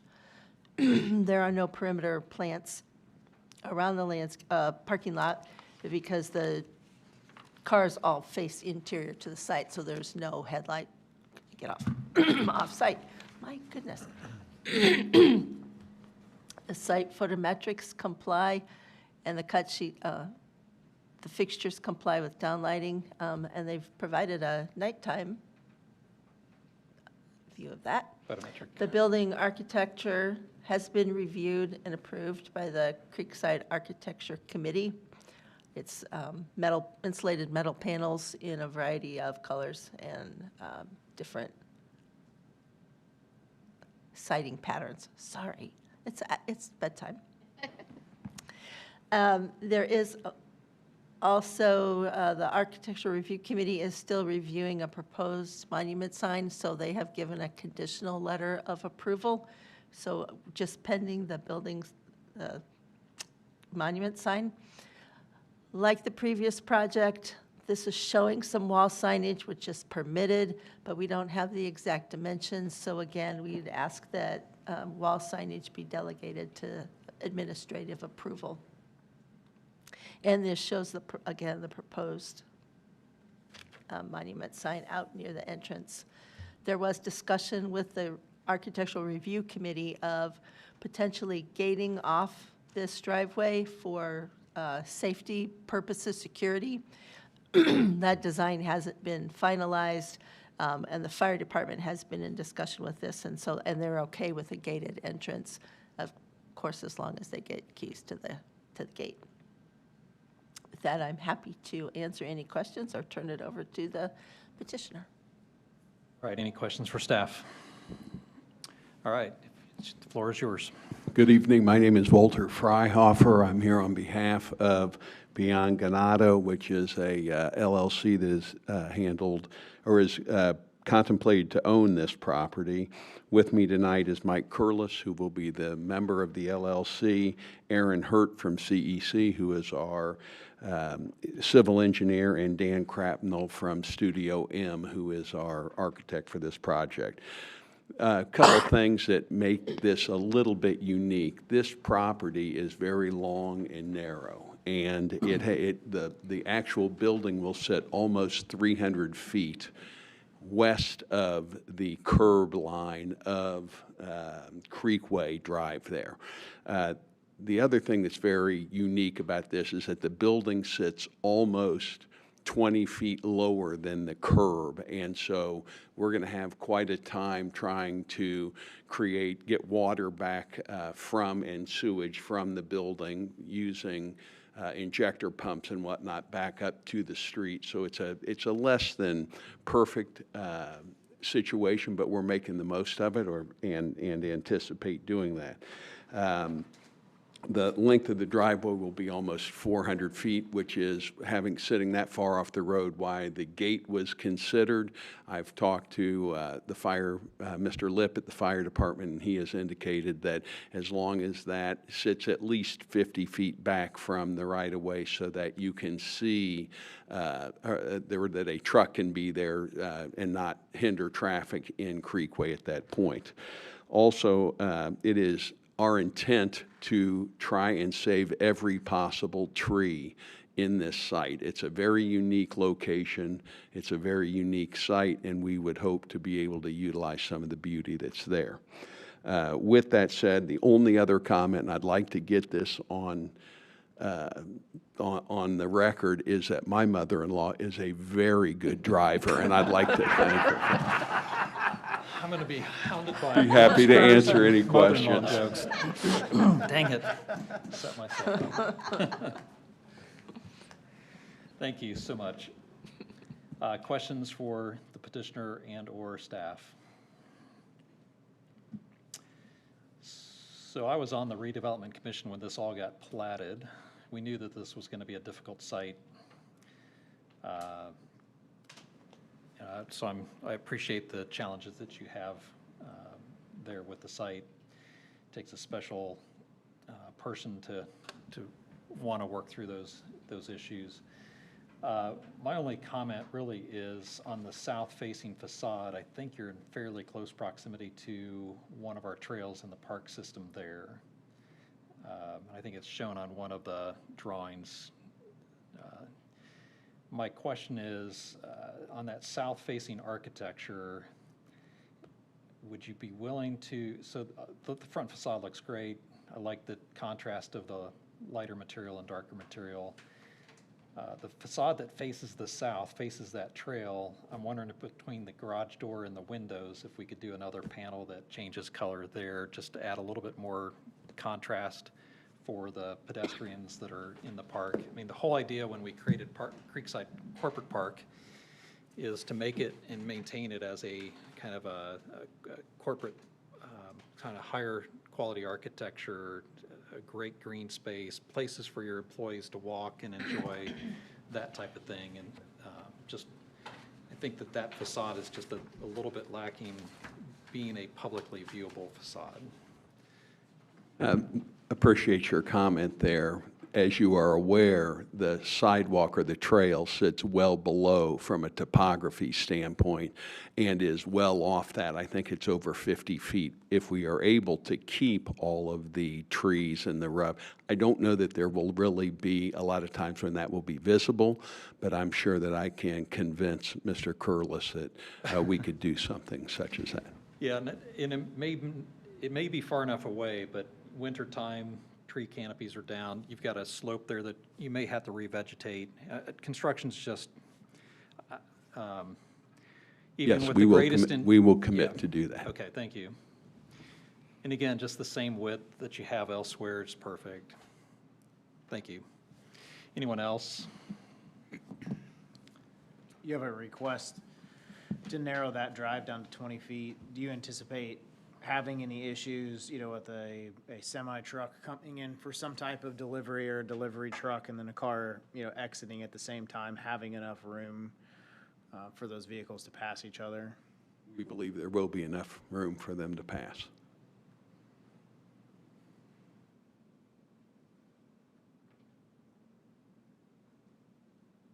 All right. Any other questions? We need to open up a public hearing. So, public hearing is opened.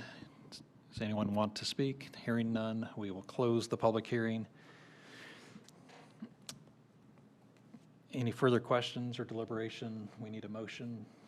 I move that docket number 2026-32-DP Development Plan Approval for a 13,670 square foot office building and related improvements be approved based on the findings in the staff report and the staff recommendations, resolution of all items noted within the DPW comment letter, receiving final approval from the Creekside Architectural Review Committee, administrative approval of wall sign, addition of different colored facade Yeah. on the south-facing Yes. wall, and findings of fact. Second. All right, Josh seconded that. Mike? Nikki Finelli, Aye. Josh Fedor, Aye. Kendrick Davis, Aye. Jim Hurst, Aye. Craig Milton, Aye. Brad Johnson. Aye. Motion carries. Thank you. Appreciate you. Thank you very much. All right. I think we have Dan that wants to, what's that? Oh, Yeah, I'm going to move that we suspend the rules so that we can hear, excuse me, he said text amendment. Josh, you want to take this? You're so good. Yeah, we're talking about the BZA's Yes. changes there. We're at 10:16 already tonight. If it's all right with everyone, can we push that off till next month?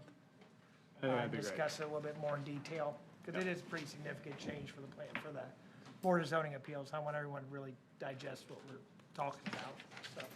how detrimental is it if we don't cover it tonight? Is another month gonna?